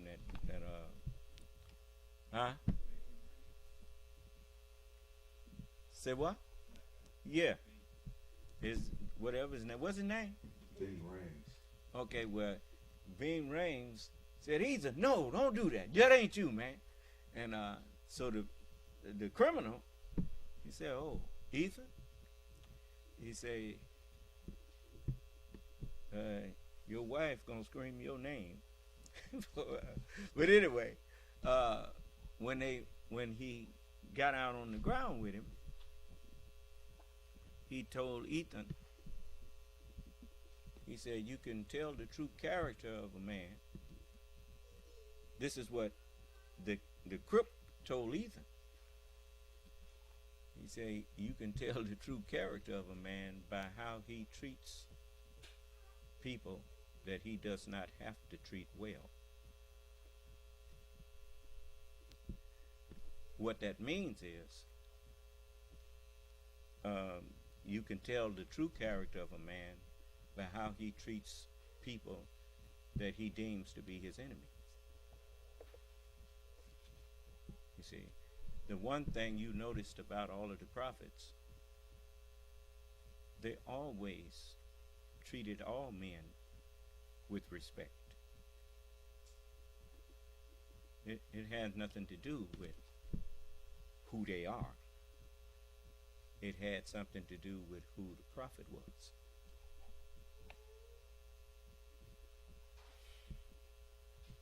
So, yes, you can anger any man of God. And he would tell you, Jesus got angry with people and he told them, woe to you, scribes, Pharisees, you hypocrites. That's how he talked to them. They angered him. But he spoke to them. He did not attack them. Do you understand? Never be the aggressor. You see. So, Prophet Muhammad, even when he picked up the sword, it was in self-defense. It wasn't for aggression. Self-defense. And when he gained the victory and the upper hand, he stopped. He didn't go beyond the pale. Why is that? Most people don't know what beyond the pale means. I beheld a pale horse, and his name that sat upon him was called Death. And hell followed with him. Hell was beyond the pale. Do you understand? You see, so you don't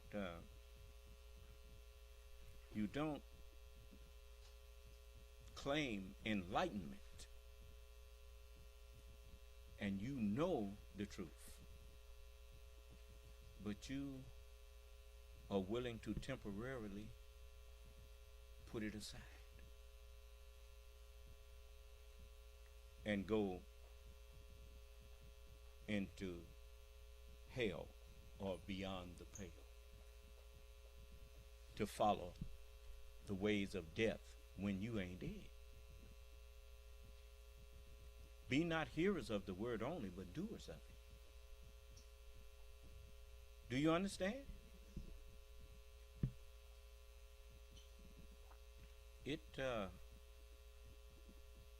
The thought of murdering another human being, it frightens me. It sickens me to have that kind of thought. It should sicken us all.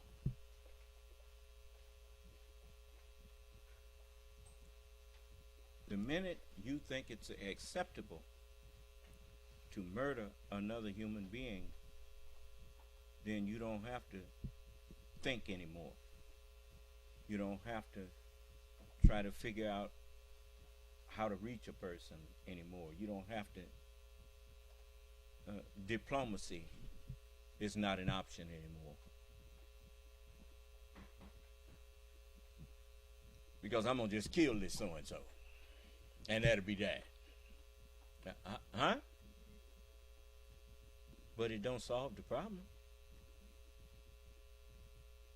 You didn't solve the problem. You just killed the one who had the problem. But the problem's still there. And you still don't know the solution.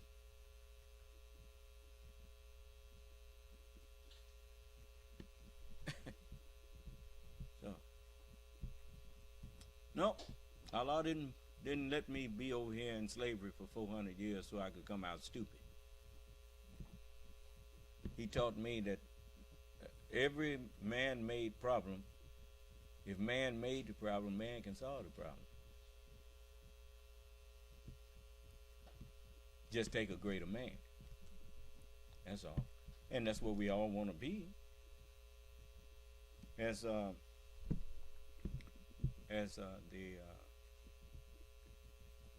was looking at the Kingsman,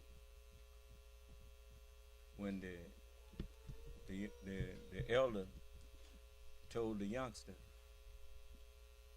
he said,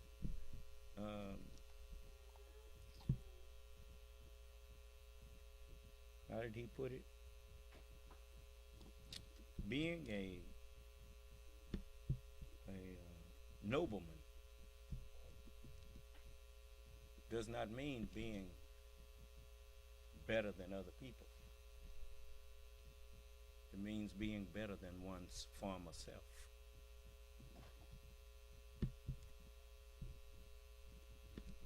You see?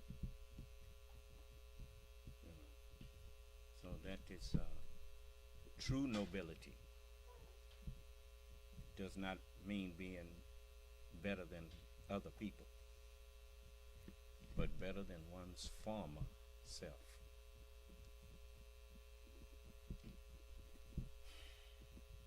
So I remember Minister Farrakhan was teaching where he said, Prophet Muhammad said, the man who leaves home in search of knowledge is in the path of Allah until he returns. He got the wrong lesson out of it, but I still got the lesson that Prophet Muhammad left.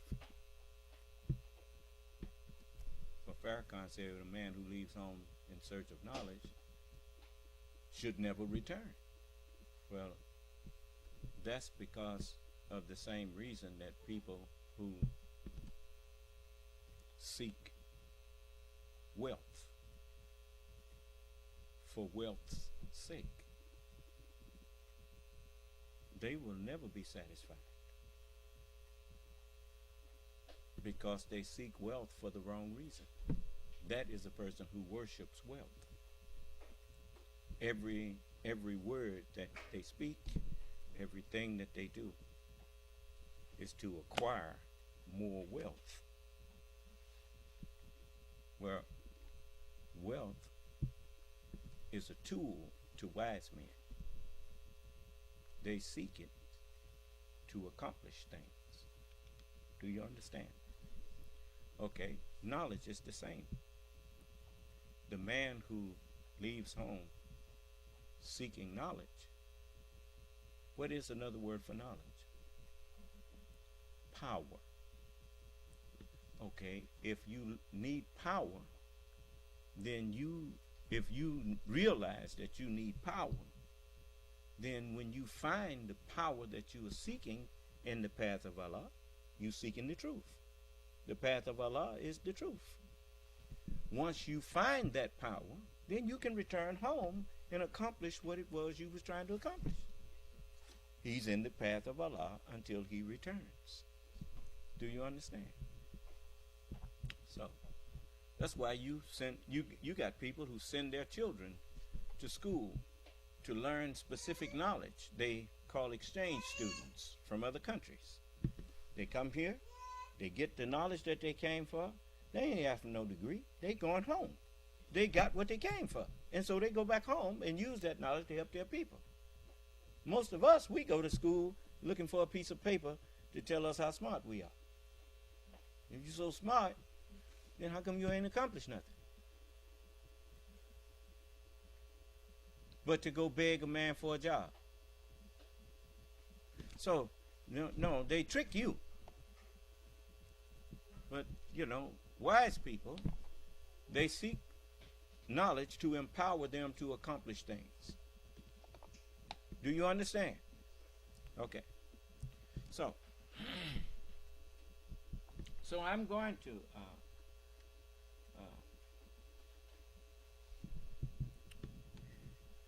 I've heard many people on the news giving thanks that they have President Biden up there.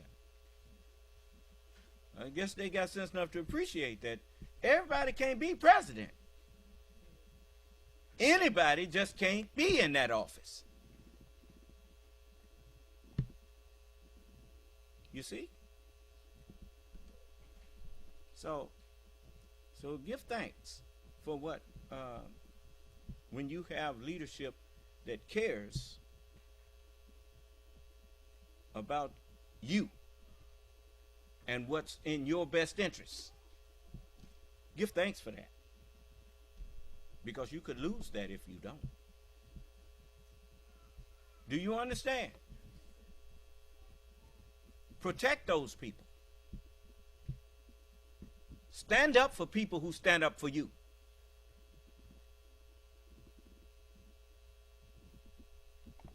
So,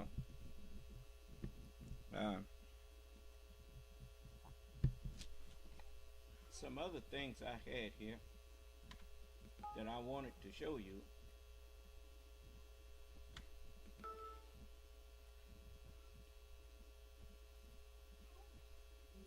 It's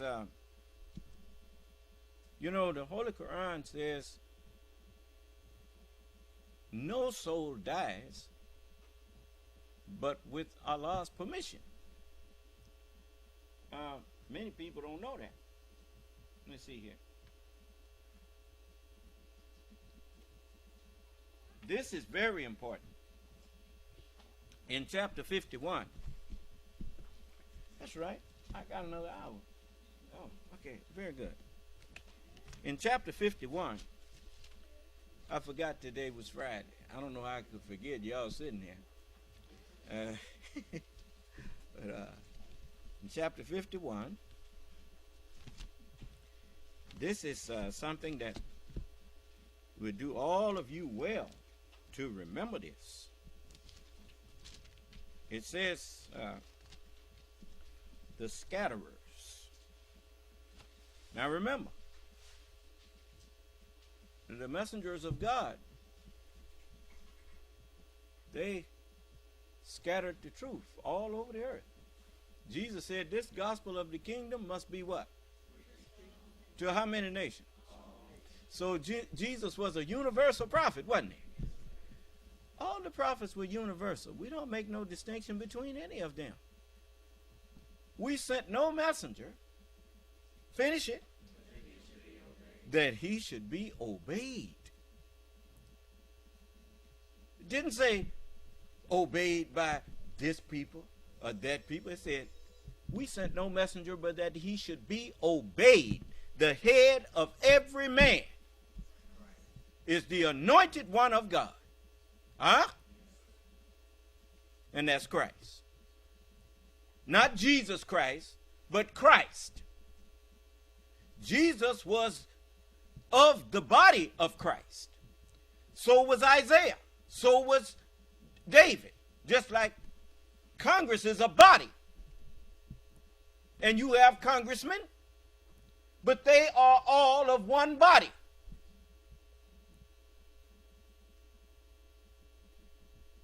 I hope that they go on and do what they're supposed to do. The Democrats are united to put somebody in the speaker's house, in the speaker's chair. All the Republicans have to do is somebody get some backbone and tell them, look, we gonna do what Congress is supposed to do up here. If you put me in that chair, we gonna do this. Then he got 112 votes already from Democrats, even if he's a Republican. That's how you make the people realize that what's up there calling themselves Republicans ain't. Because Republicans and Democrats used to work together.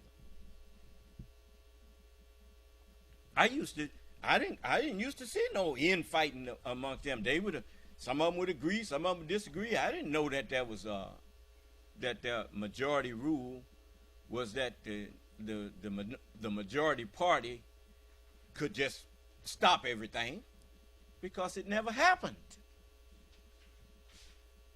They always came to some kind of agreement, because they remembered that they are brothers. But you got people in there that, if you check some of their citizenships, I think you may find that they are dual citizens with dictatorships. That's what happens when you have an open house, when you have a country that it allows people to come in and get citizenship and trust them with that their word is their bond. You inevitably gonna have people faking. Do you understand? But it's just like with the nation, the farmer said, Nation of Islam. The messenger knew, and he told us. We knew that there were agents among us who looked like us, but some of them converted because they saw that we wasn't the enemy to this country. They saw that we was just black people trying to help ourselves and help our people. And they confessed. And so nobody do nothing to them. He said, let them come in. We don't care if they come in and they find out what we are about. All they're going to do is go back and report what we are about. Do you understand that what you see is what it is? You see? So,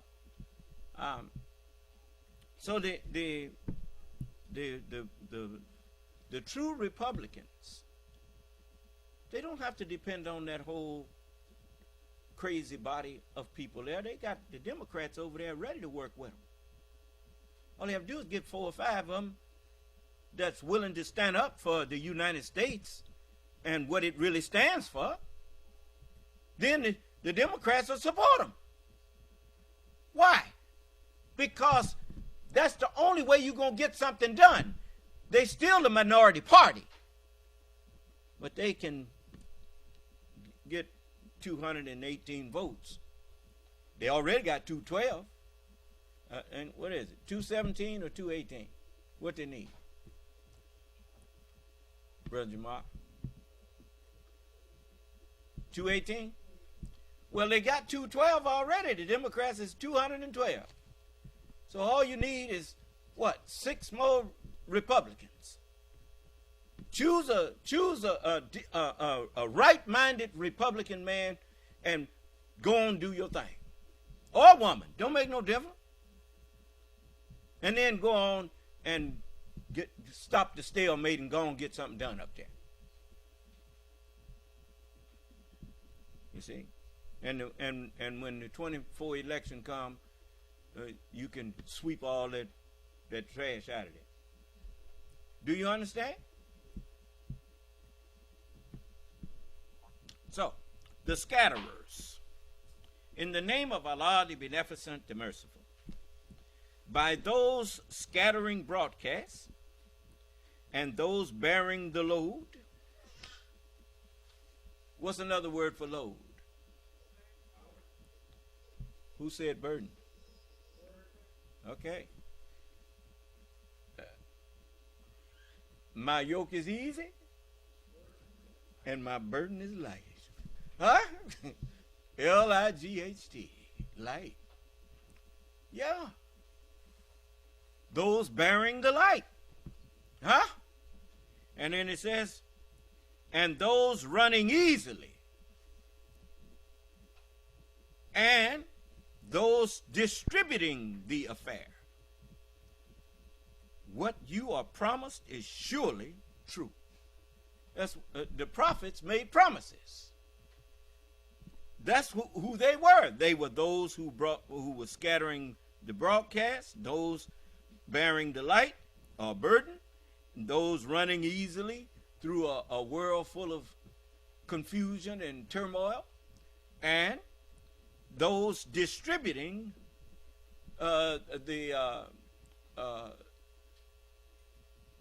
what you call obituary. What is an affair? It's something that's going to happen. Huh? When you go to a funeral, you get an obituary. And it tells you the whole affair. Right there on that obituary. The Holy Scriptures tells you the whole affair. From slavery to judgment. Huh? From caveman to dominion. Huh? It's all there. And so it says, what you are promised in the Holy Scriptures is surely true. And the judgment will surely, what? What is a will? A judgment waiting to come to pass. Whose judgment? The one who made the will. Huh? That's right. The prophets they left these testaments here. And the Revelator saw them as wheels within wheels. And when these was lifted up, those was lifted up. Why? Because we make no distinction in any of them. The wheels were actually one great wheel. Do you understand? And so it says, by the heaven full of paths. The Holy Scriptures is the heaven. And it's full of whose words? Whose paths? The paths of the prophets. Full of paths. And it says, surely you are of varying opinions about it.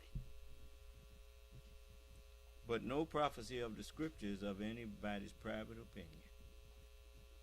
I didn't hear you. Okay. It says, he is turned away from it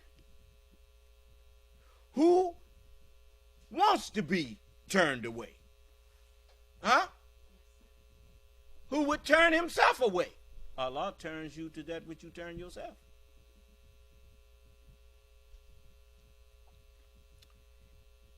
Cursed be the liars.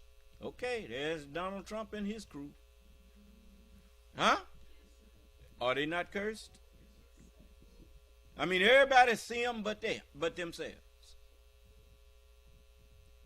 Huh? And it says, cursed be the liars who are in an abyss, a deep, dark chasm. In an abyss, neglectful of reality. They don't pay no attention to reality. You got people that that's turned away from it now, but said they was just steady diet of Fox News and Newsmax and all of them, and they didn't realize they was in that rabbit hole. Huh? It says, they ask, when is the day of judgment? It is the day when they are tried at the fire of wickedness. Yeah, wickedness is everywhere now. When is the day of judgment? It is the day when they are tried at the fire. Taste your persecution. This is what you would hasten on. And it says, surely the dutiful are amidst gardens. You'll notice the Scriptures is laid out like rows and rows, like farmers lay out their garden. Rows upon rows. Is that right? And fountains.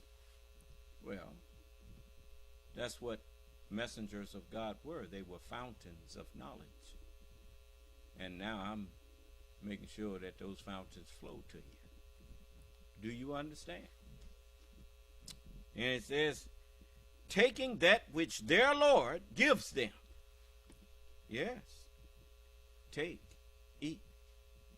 This is my body. Christ belonged to me. They are my body. And I'm breaking pieces of their knowledge off and giving it to you. Take, eat. This is my body. And the knowledge that I'm giving you of understanding is my blood. Drink.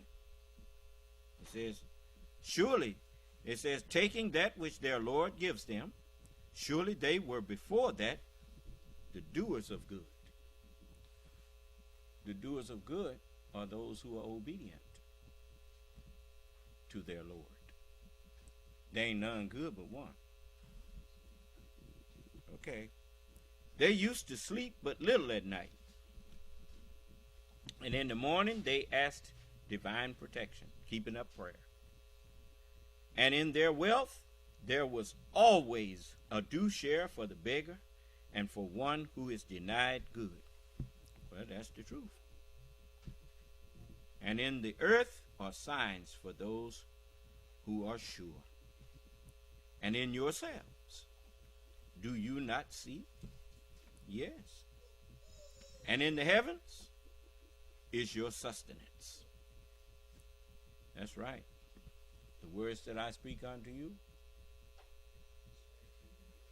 and they are sustenance. They will sustain you.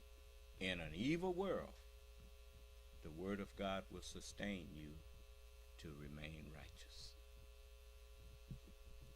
And it says, and that which you are promised, and in the heavens is your sustenance, and that which you are promised. See how the scriptures define the heavens to you? The heavens is prophecy. What the prophets brought you. That which you are promised. Then it says, so by the Lord of the heavens and the earth, by the first and the last, it is surely the truth, just as the Son of Man speaks. It said, just as you speak, so yep. Told you. They knew me before I knew me. All parents knew their children before the child knew itself. Is that right? Yeah, that's right. Is in chapter 75. Now you just found out when is the day of judgment. Now, look what it says about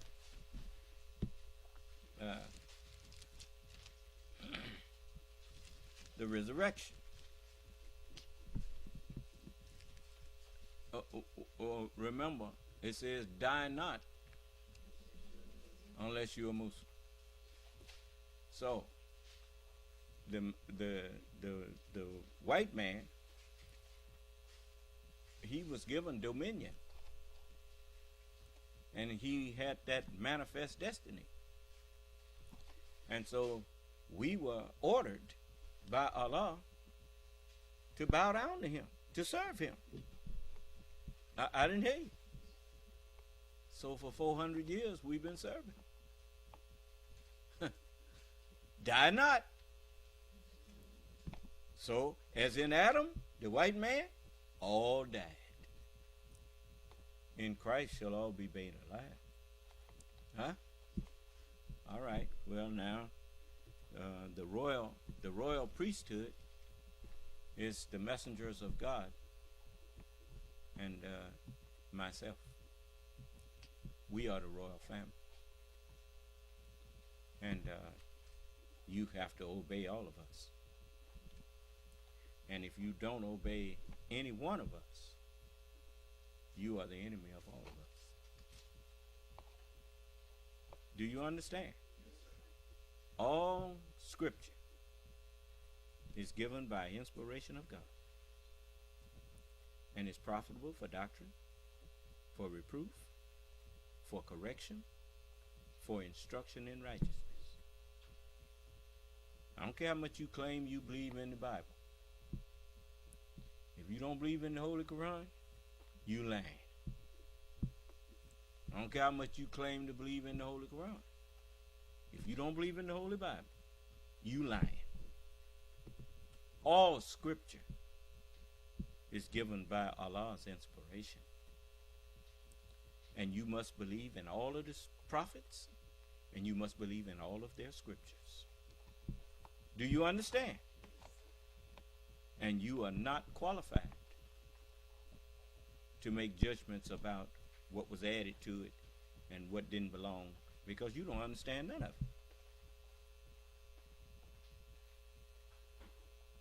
I remember they asked the messenger. He asked it and answered it. Is the Bible lying, Elijah? No, it's not a lie, if you understand it. But if you don't understand it, it make you to see wrong. Do you understand? So, we need a man today that know and not guess at the truth. Well, you got that now. He saw to you having that when he woke me up. Well, he says, the truth of the resurrection, in the name of Allah, the Beneficent, the Merciful. Nay, I swear by the day of resurrection. Why is that? Because this one here is prophesied. That's me. The prophecy of me coming, swearing by these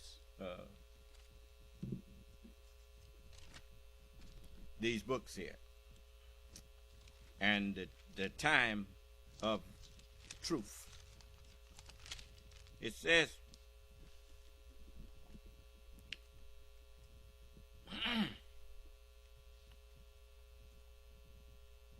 in the 10th chapter of Revelation, it says in the 5th verse, and the angel which I saw stand upon the sea, upon the spiritual, and upon the earth, upon the natural, lifted up his hand to heaven, and swear by him that liveth forever and ever. Swear by the truth. That's right. It says, nay, I swear by the day of resurrection. Nay, I swear by the self-accusing spirit. Does man think that we shall not gather his bones? Then the spirit carried me over into a valley filled with bones. And he said unto me, Son of man, can these bones be gathered? Can they live? And I say, you the best knower. He said, prophesy upon these bones. And when I began to prophesy, they came together. As it says, does man think that we shall not gather his bones? Yeah, we are powerful to make complete his whole make. That's right. Nay, man desires to go on doing evil in the future. He asks, when is the day of resurrection? So when the sight is confused and the moon becomes dark and the sun and the moon are brought together, man will say on that day, whither to flee? No, there is no refuge. With thy Lord on that day is the place of rest. How many times have I told you? If you want to be safe from harm and hurt and danger, get behind me and stay there. Didn't I tell you? Whose fault is it if you didn't take me up on my offer? All right. So when you call me complaining about being shot down and being kicked in the behind and whatnot, I can't help you. You chose to follow the devil, so the devil putting his foot in your behind. He ain't got no authority to do that to me. He get in trouble for even thinking about doing something to me. Just that passing thought will get him hell. So, let alone acting on it. Man will that day be informed of what he sent before and what he put off doing. Huh? Nay, man is evidence against himself. You see that? Let me see here. Just a moment. We got them confessing everywhere. Yeah, talk tough. But when it came to push come, now the other one doesn't flip. Huh? Wasn't that chess, bro? Cheese, bro?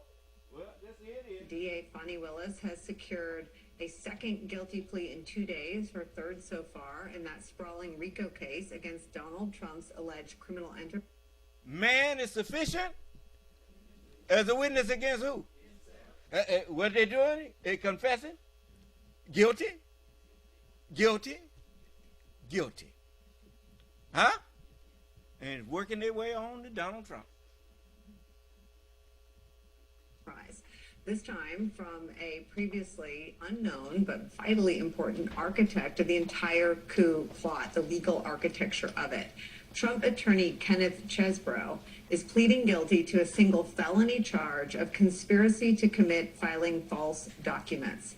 He'll receive 5 years probation in exchange for becoming a state witness and providing documents and evidence. It is the first felony plea in Fani Willis's case, and the charge that Chesebro is pleading guilty to involves the filing of false slates of Trump electors, an alleged conspiracy involving lawyer John Eastman, Rudy Giuliani, and of course, Donald J. Trump himself.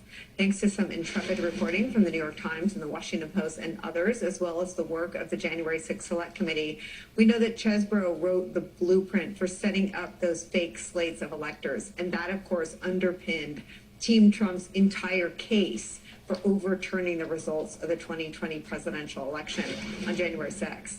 The final report of the January 6th Select Committee says this, quote, Chesebro's first memo on November 18th suggested that the Trump campaign could gain a few extra weeks for litigation to challenge Wisconsin's election results, so long as a Wisconsin slate of Republican nominees to the Electoral College met on December 14th to cast placeholder Electoral College votes on a contingent basis. But ultimately, Chesebro set his sights on January 6th. The Select Committee's final report notes this, quote, on December 9th, Chesebro penned a second memo, which suggested another purpose for fake Electoral College votes on January 6th. It stated that unauthorized Trump electors in these states could be retroactively recognized by a court, the state legislature, or Congress.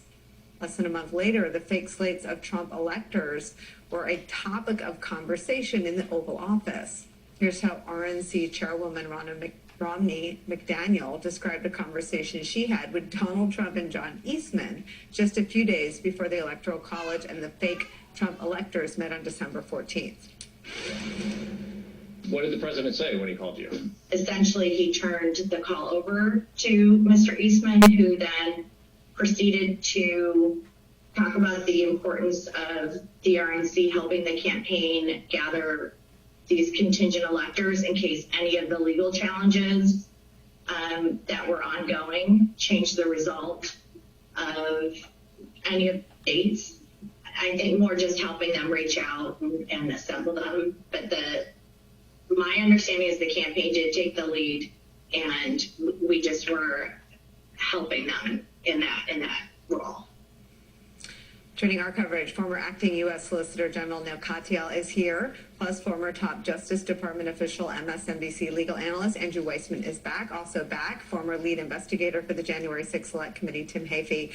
So we talked about this yesterday in the, I think it was your view, Andrew and Tim, that the plea with Sidney Powell might have underwhelmed from a legal perspective. This is a felony plea, and Chesebro brings us straight to Eastman and straight to Trump. I wonder your reaction to this development, Tim Heaphy.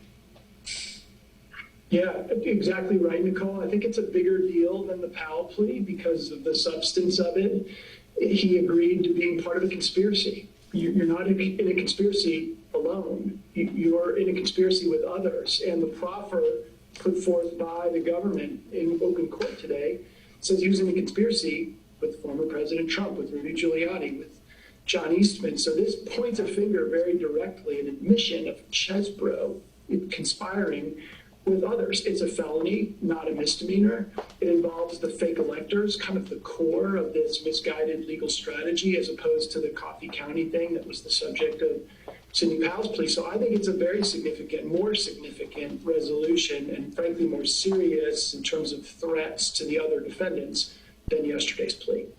You know, Andrew, I asked you about sort of prosecutorial inertia and just the power of Scott Hall was the first. I remember I came on the air, there was one sentence, I was Googling who he was, and of course he takes us right to the break-in at Coffee County. Sidney Powell, wackadoodle as she is, takes us straight to the executive order to seize voting machines, but it's just misdemeanors. Now we're getting a bigger fish. We're getting one of the legal architects, someone Liz Cheney in those hearings described as essentially plopped into the Justice Department after Trump had lost re-election to carry out the coup.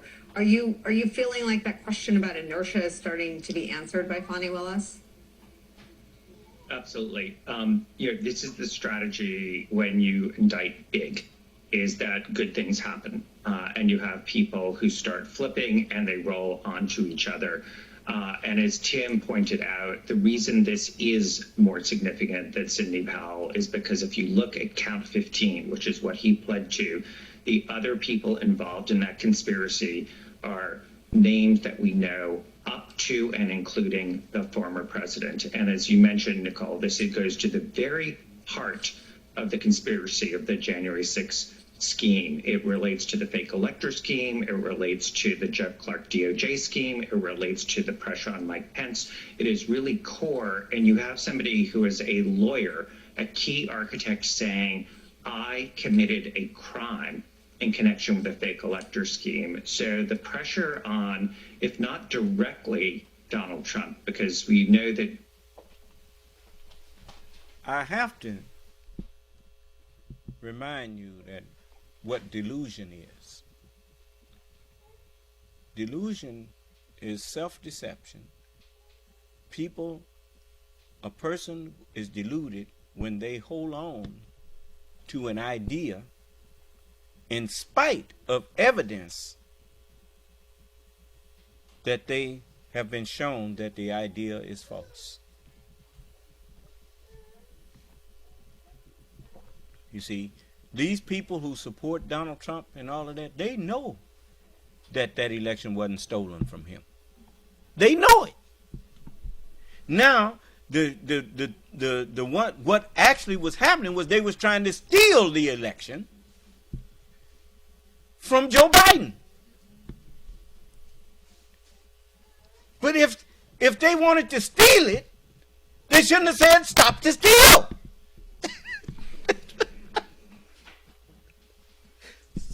So Allah stopped the steal. Do you understand? Now they going to jail. And that's good. So I'm going to tell you something. These lawyers and crooks that's flipping, they flipping because they are guilty. They're trying to save their own behind. What does that say about the low-down dogs who was threatening Fani Willis?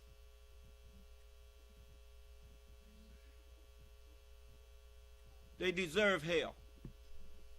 And to hell with every one of them that called her up or said any kind of thing about threatening her. And the same goes for those who threaten any of these Justice Department people who trying to protect this country against these traitors.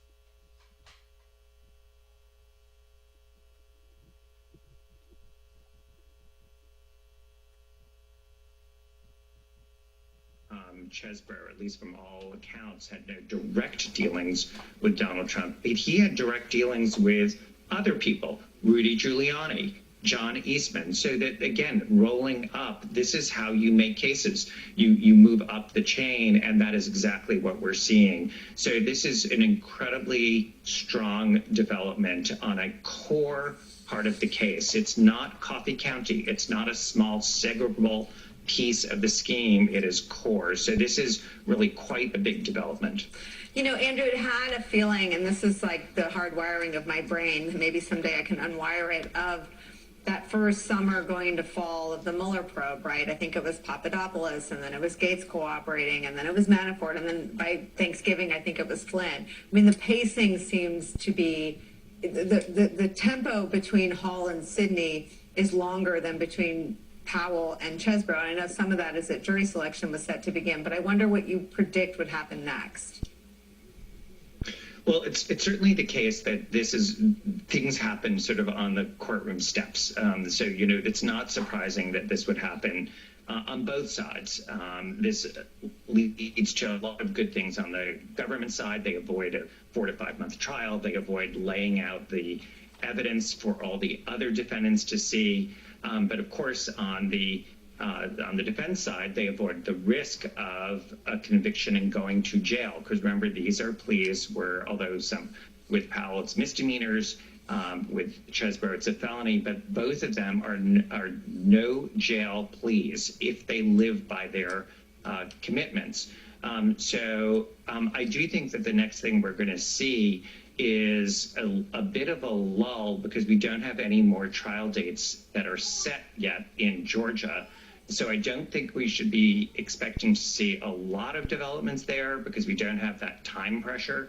But I do think that the next big thing is that we're going to see the March trial for Donald Trump. And one of the best things that happened today is that is really on the federal side, because if you're Jack Smith, you have these potential new witnesses, but you also don't have all the evidence and the messiness of the Georgia case happening as you're preparing your case. So the next big piece is, I think, the federal case, which we know from Tanya Chutkan. She is adamant that that date is sticking.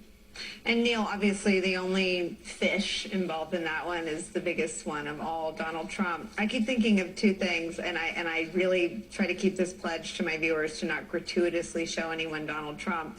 But when he goes off about flippers, I mean, here you go, 3 in basically 6 weeks, 3 flippers. And then just pick up on Andrew's point, how this might benefit Jack Smith's case against the biggest fish of all, Donald Trump. Well, I think today's developments, Nicole, are a big, big deal. And if you're Donald Trump right now, I think you're basically, to use the technical legal term, freaking out. And it's because you've got these two, people who cannot be painted in any way, shape, or form as being part of the Democrats or the deep state or whatever. These are kind of wackadoodle Republican Trump people, Sidney Powell and Ken Chesbrough.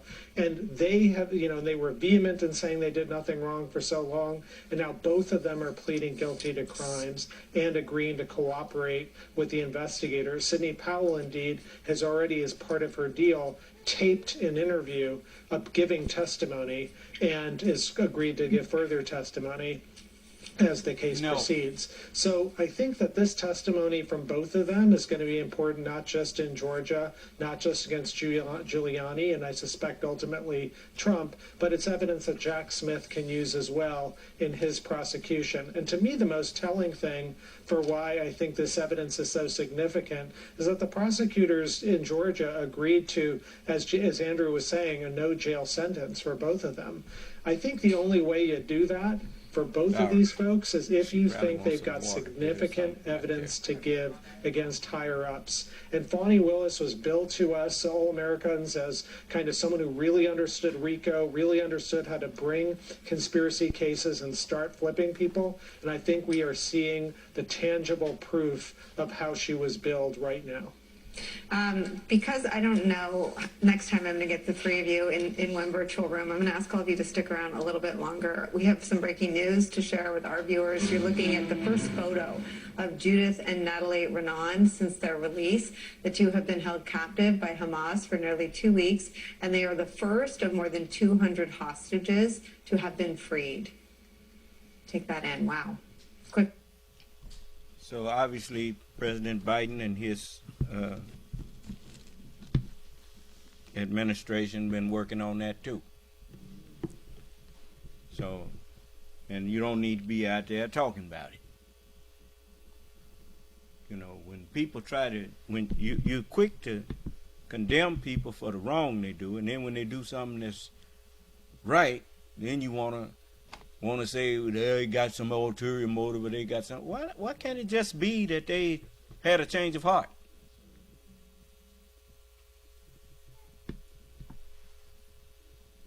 Just want to keep stoking the fire.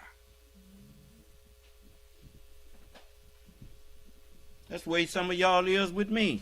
Get mad at me because I acknowledge some of the good that white people do. You and you mad because, well, they don't mean it, or they don't. Look, I ain't into that. I take the good that the person did. If they didn't mean it, it'll come out. But right now, as far as I'm concerned, they meant it. They did it. Do you understand? Just walking around here want to just carry. How do you make it all day long carrying all that garbage? Haven't you noticed whenever you come up to me, I'm at peace? That's because I ain't carrying no bunch of garbage. When I told you I don't have to get mad, I stay angry. I stay angry at evil. But I don't dwell on evil. You know, I compartmentalize things. You know, I have wings in my mind. That wing is there, but I don't have to dwell on it. Do you understand? Okay. So, let me show you something else here. They had did I show you all the grandmama that got arrested? Well, let me show you that one. The Justice Department doing their job. They going after these people.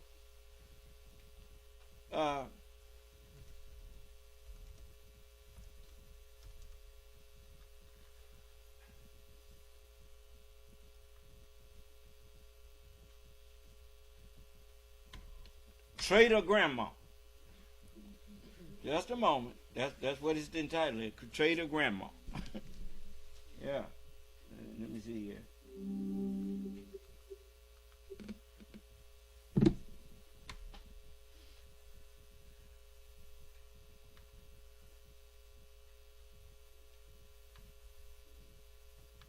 Michael Popok, Legal AF. Let us never forget that Jan 6 insurrectionists are still being brought to justice by the Department of Justice and are being sentenced to jail and prison by federal judges. Today, I'm going to talk about Pink Hat Lady, also known as Bullhorn Lady, a.k.a. Rachel Powell, a Western Pennsylvania 40-year-old woman with 8 children and 4 grandchildren who decided it was a good idea to use an ice axe to break open a window at the Capitol, and once inside, start directing people on how to hold the building and take the building using a makeshift bullhorn that she made out of cardboard, wearing a pink hat, sunglasses, and carrying a very distinctive Kate Spade handbag.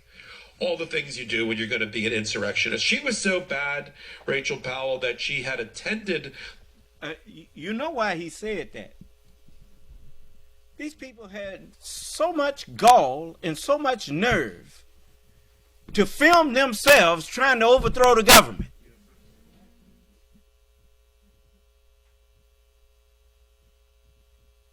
To them, it was just a game. They finding out that it wasn't no game to the Justice Department.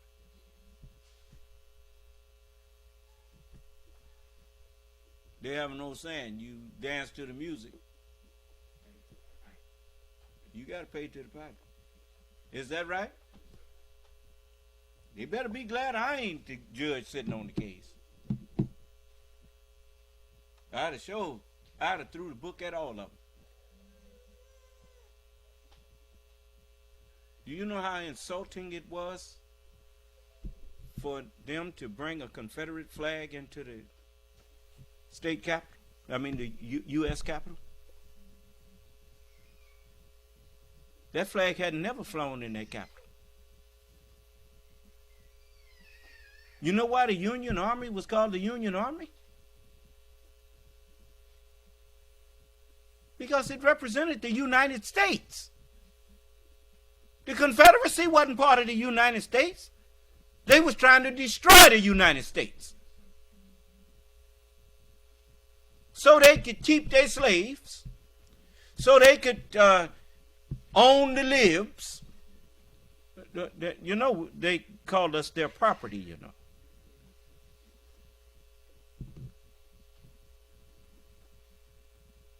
I told you, they think I don't hear what they be saying. I know what they saying. And they gonna wish they hadn't picked no fight with me. I didn't start it, but I sure am gonna finish it. Speech with Donald Trump with two other people she drove down with from Pennsylvania, and even they were shocked that she left the ellipse and marched and charged and became an insurrectionist attacking the Capitol. How do we know so much about Rachel Powell? Well, remarkably, she's one of the only insurrectionists that I know that actually, before she was caught, gave a full-blown interview to a journalist, which was published in the New Yorker magazine.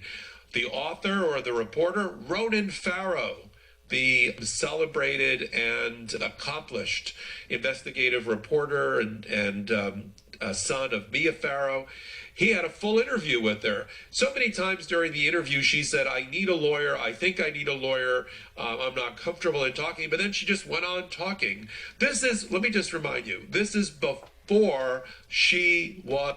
Man is sufficient.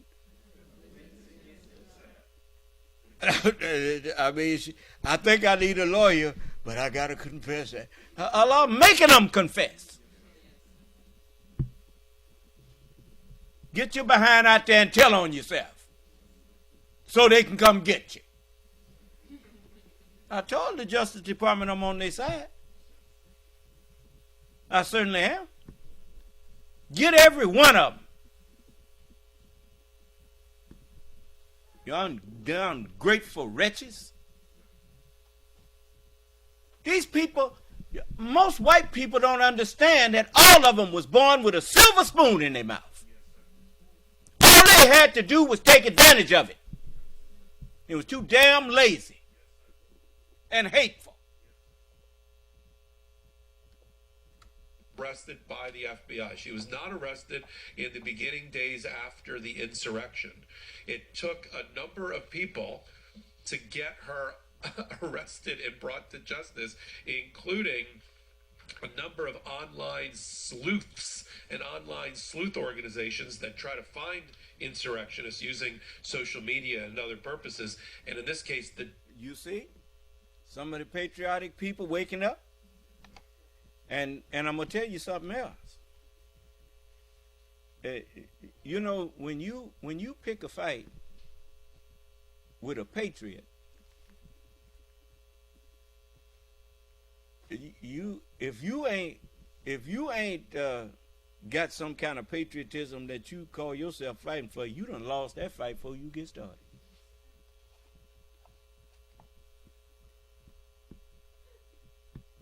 You know, that is the hardest thing to defeat.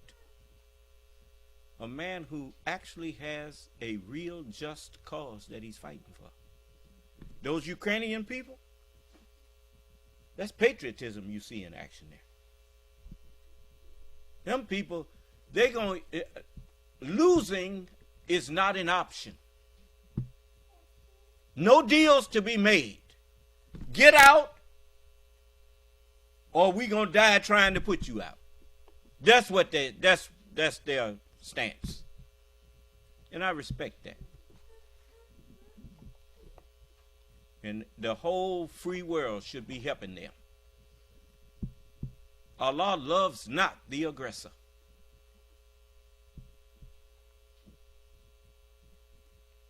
You know,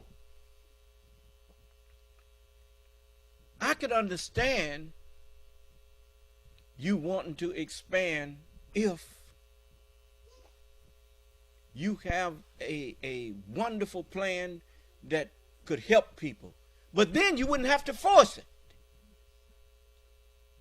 People could see it and welcome you.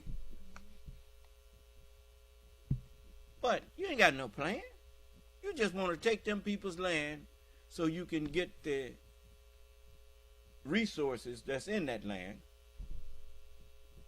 and claim them for yourself. You couldn't convince them to unite with you, so you're going to kill them. Huh? I don't have to kill nobody to get them to unite with me. If they don't unite with me, they're going to wind up killing themselves. As they did not like to retain God in their knowledge, he turned them over to themselves. What was that telling me about the man who called Barack Obama a nigger or something and killed his he killed himself, tried to kill his wife. I told you you're going to pay for that stuff. Unless any of you people that's on this planet can give me proof that the black man and woman are not the original people of the earth from whom all of you all came. You came from us, which means we are your fathers and mothers. Honor your father and your mother that your days may be long upon the land which we gave you. You don't want to honor us? Okay. You're going to pay the price. State dogs identified her quickly from the article of Ronan Farrow, but it wasn't that hard. When you have an article in the New Yorker magazine that's entitled A Pennsylvania Mother's Path to Insurrection, which name her by name, at one point during the interview, Ronan Farrow actually showed her the video, everybody's seen the video, of her breaking the window of the Capitol with an ice axe, and her comments were, and I'm going to read them to you because I don't want to get this wrong.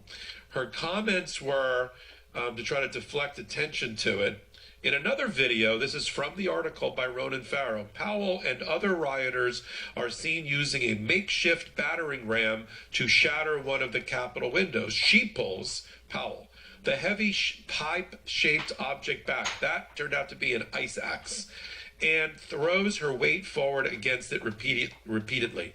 And Powell says to the reporter, to Ronan Farrow, quote, "That's one of those things I can neither confirm nor deny," she said. "I just need to talk to an attorney. If you look at the video, people are just going to make their own assumptions." And yet another video, Mr. Farrow continues, Ms. Powell stands outside a broken window shouting instructions through the bullhorn to rioters inside. Powell says, "I've been in the other room."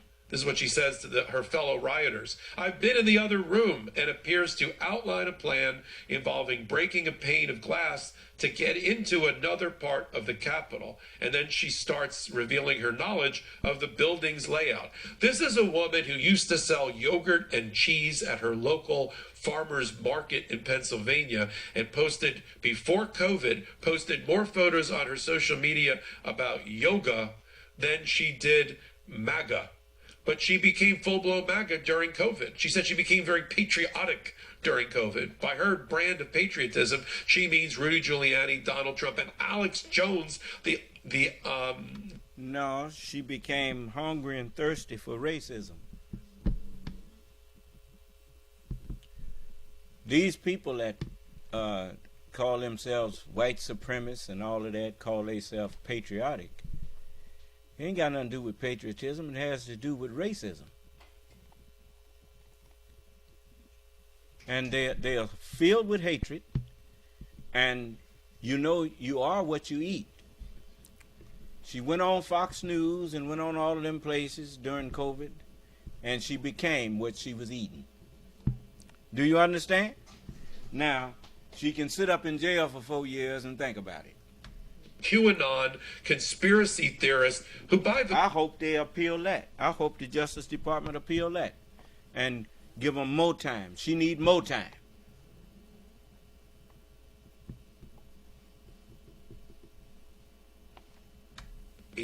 Ms. Powell, I'm not sure if you know this, and you have a lot of children and grandchildren. Alex Jones believes and told his listeners and followers that the Sandy Hook Elementary School massacre of children and teachers was a false flag event and never really happened. It was made up. just in case you wondered. But she doesn't care about her children because she showed up at trial that went on in May, which was a bench trial, not in front of a jury, because she waived her right to a jury trial because she figured she'd never get a pass by a jury. So she thought she'd try it with Royce Lamperth, a Republican appointee, but not a Trumper. And she didn't. She lost in the trial. She brought her children to the courthouse, one of which was wearing a MAGA hat that she claimed on her social media was given to her by Donald Trump. So she is a Donald Trump worshiping, souvenir collecting, child endangering mother of 8, grandmother of 4 that's now going to jail for 4 years.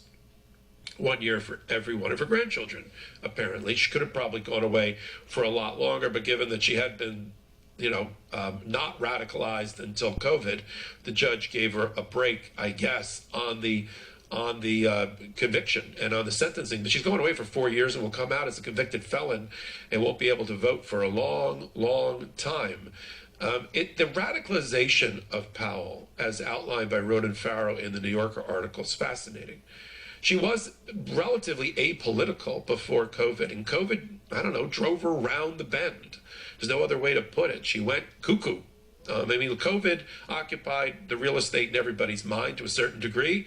You either let it occupy a broom closet or it became a palatial estate in your head. And for her, it took up all her gray matter and led her down this dangerous and path of insurrection and this traitorous QAnon hole that she found herself falling within, and got activated and got created basically a sleeper cell for Donald Trump. It started just before, if you're looking for a trigger event or the gateway drug for her becoming a insurrectionist, storming the Capitol and using an ice axe to break a window and then coordinate people inside like a military operation. She went to Gettysburg, one of the scenes of one of the greatest battles during the Civil War. I've been there myself as a child. And, it's very moving, how many Confederate soldiers and Union soldiers died there at the battle while Abraham Lincoln was president. And but a lot of crazies use it as in a totemic way as a touchstone for their nutty brand of patriotism. And she met other nutty patriots there. And at one point, they surrounded 50 of them, including her. This is before the Jan 6th insurrection. They surrounded a Black Lives Matter protester. Right at the height of that, 50 of them surrounded one person. I told you they're a bunch of cowards.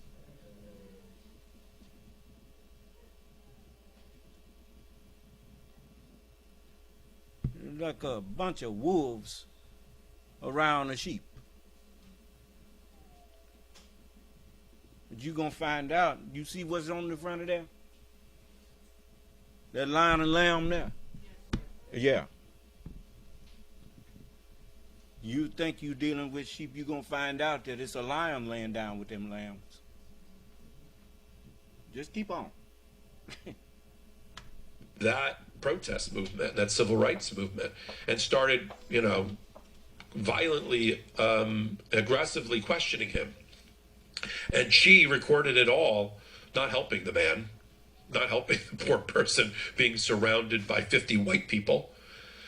She recorded it on her cell phone, and there's pictures of her recording it on her cell phone, wearing the same glasses and carrying the same Kate Spade bag. Note to future insurrectionists, change your clothes before you go to various insurrectionist activities.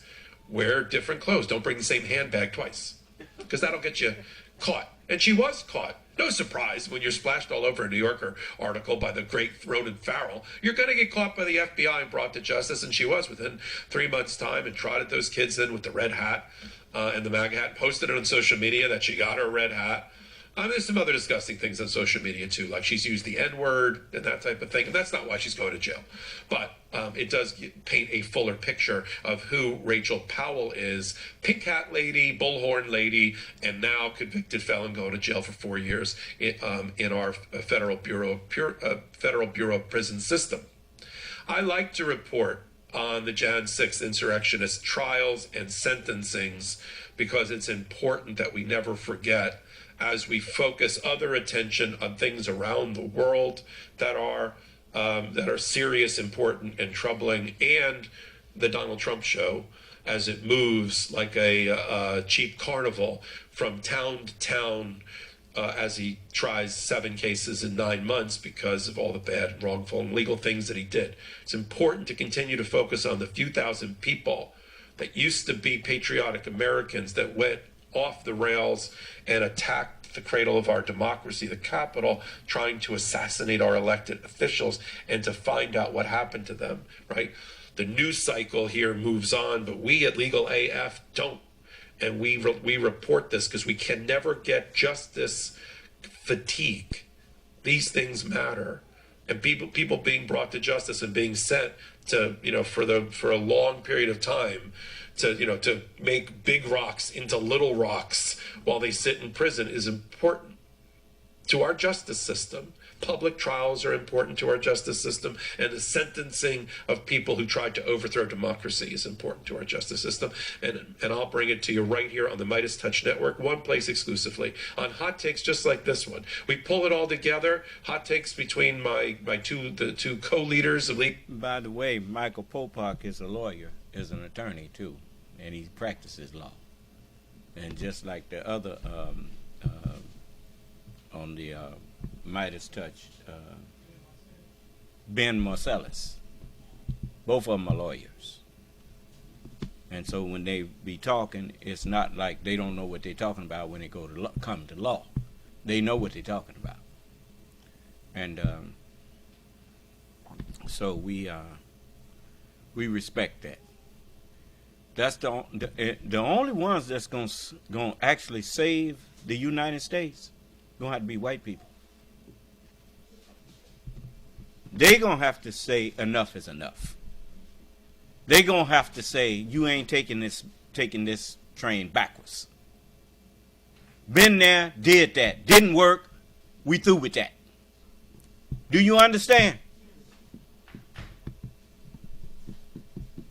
They might make America great again.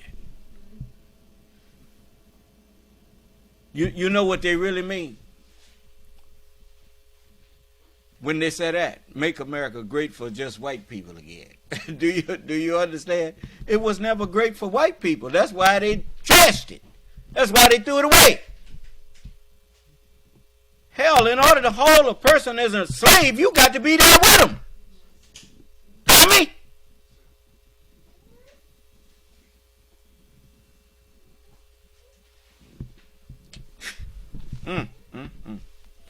Nay, man is evidence against himself. Do you see evidence against themselves? Though he put up excuses. Move not your tongue therewith to make haste with it. Surely on us rests the collecting of it and the reciting of it. So when we recite it, follow its recitation. Why I say when we recite it? Because I wouldn't be reciting the Holy Quran if Prophet Muhammad hadn't recited it first. So when I'm reciting it, it's we reciting it. When I recite the gospel, it's we reciting it. Do you understand? And raise up a messenger, raise up among them a messenger who shall recite to them thy messages and teach them the book and the wisdom. Well, here I am. The Honorable Elijah Muhammad said, this teaching will raise up a powerful son of truth. So it says, again, on us rests the explaining of it. No prophecy of the scriptures of anybody's private interpretation. The explanation of it is in the scriptures. I didn't hear you. Upon us rests the explaining of it. It says, nay, but you love the present life of this world, sport and play, and neglect the world to come, the hereafter. There's some faces that day will be bright, looking to their Lord, like the earth One side of it is bright. Yeah. And it says in other faces that day will be gloomy. Yeah. Knowing that a great disaster will be made to befall them. I already warned them. I showed them in the book. They sprung up like grass, wicked everywhere, just doing some of everything. Were so proud of themselves, they filmed themselves doing it. Huh? You might have proud bank robber when you film yourself robbing the bank and put it all on the internet. Yes, I did it. Here I am doing it right here. Watch this. Watch this. I mean, really. Ain't that something? Well, as it says, they know that a great disaster about to befall them now. Huh? Because the FBI don't even have to go looking for them. All they got to do is just look at what they posted and find this person here. I mean, it's out there. They coming to get you, boy. And they right to do it. Because you'll do it again. What did Adam Schiff warn them about with Donald Trump? If you don't hold him accountable and impeach him, he's going to do it again and be worse. Did he do it again? They could have got him out of there and avoided all of this. But they didn't. Now I know it's because Allah didn't let them. You remember Pharaoh? When Allah told Moses, tell him to let my people go. But I'm going to harden his heart. So he won't let them go. So I'm going to show you what I'm going to do to him. Look at him now. He's in danger of losing all of his property in New York. Can't do business there no more if they find him guilty. Ain't that something? Mr. Big Stuff with his lying behind. Everybody that he deal with, he lies to them.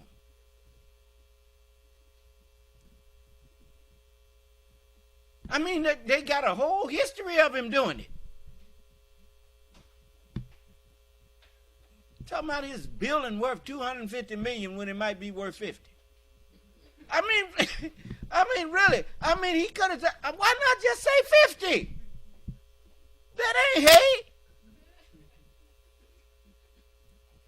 Stupid. When you put your trust in lies, it's gonna find you out.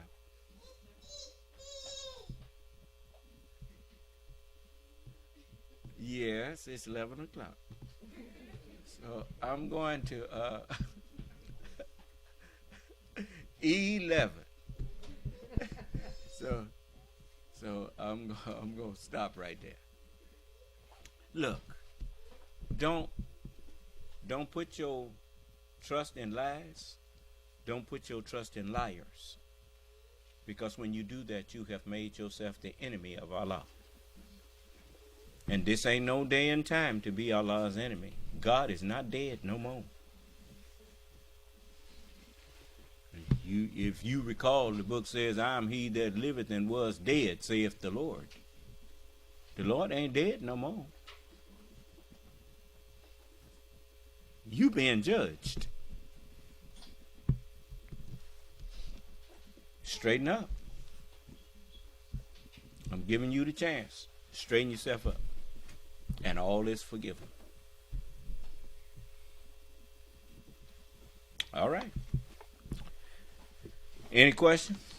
Ain't nobody typing nothing? Nobody saying nothing? All right. All right. I'm talking about on Truth Social. All right. Well, I have a question, sir. Just wanted to say happy birthday to Dara Hustling. All right.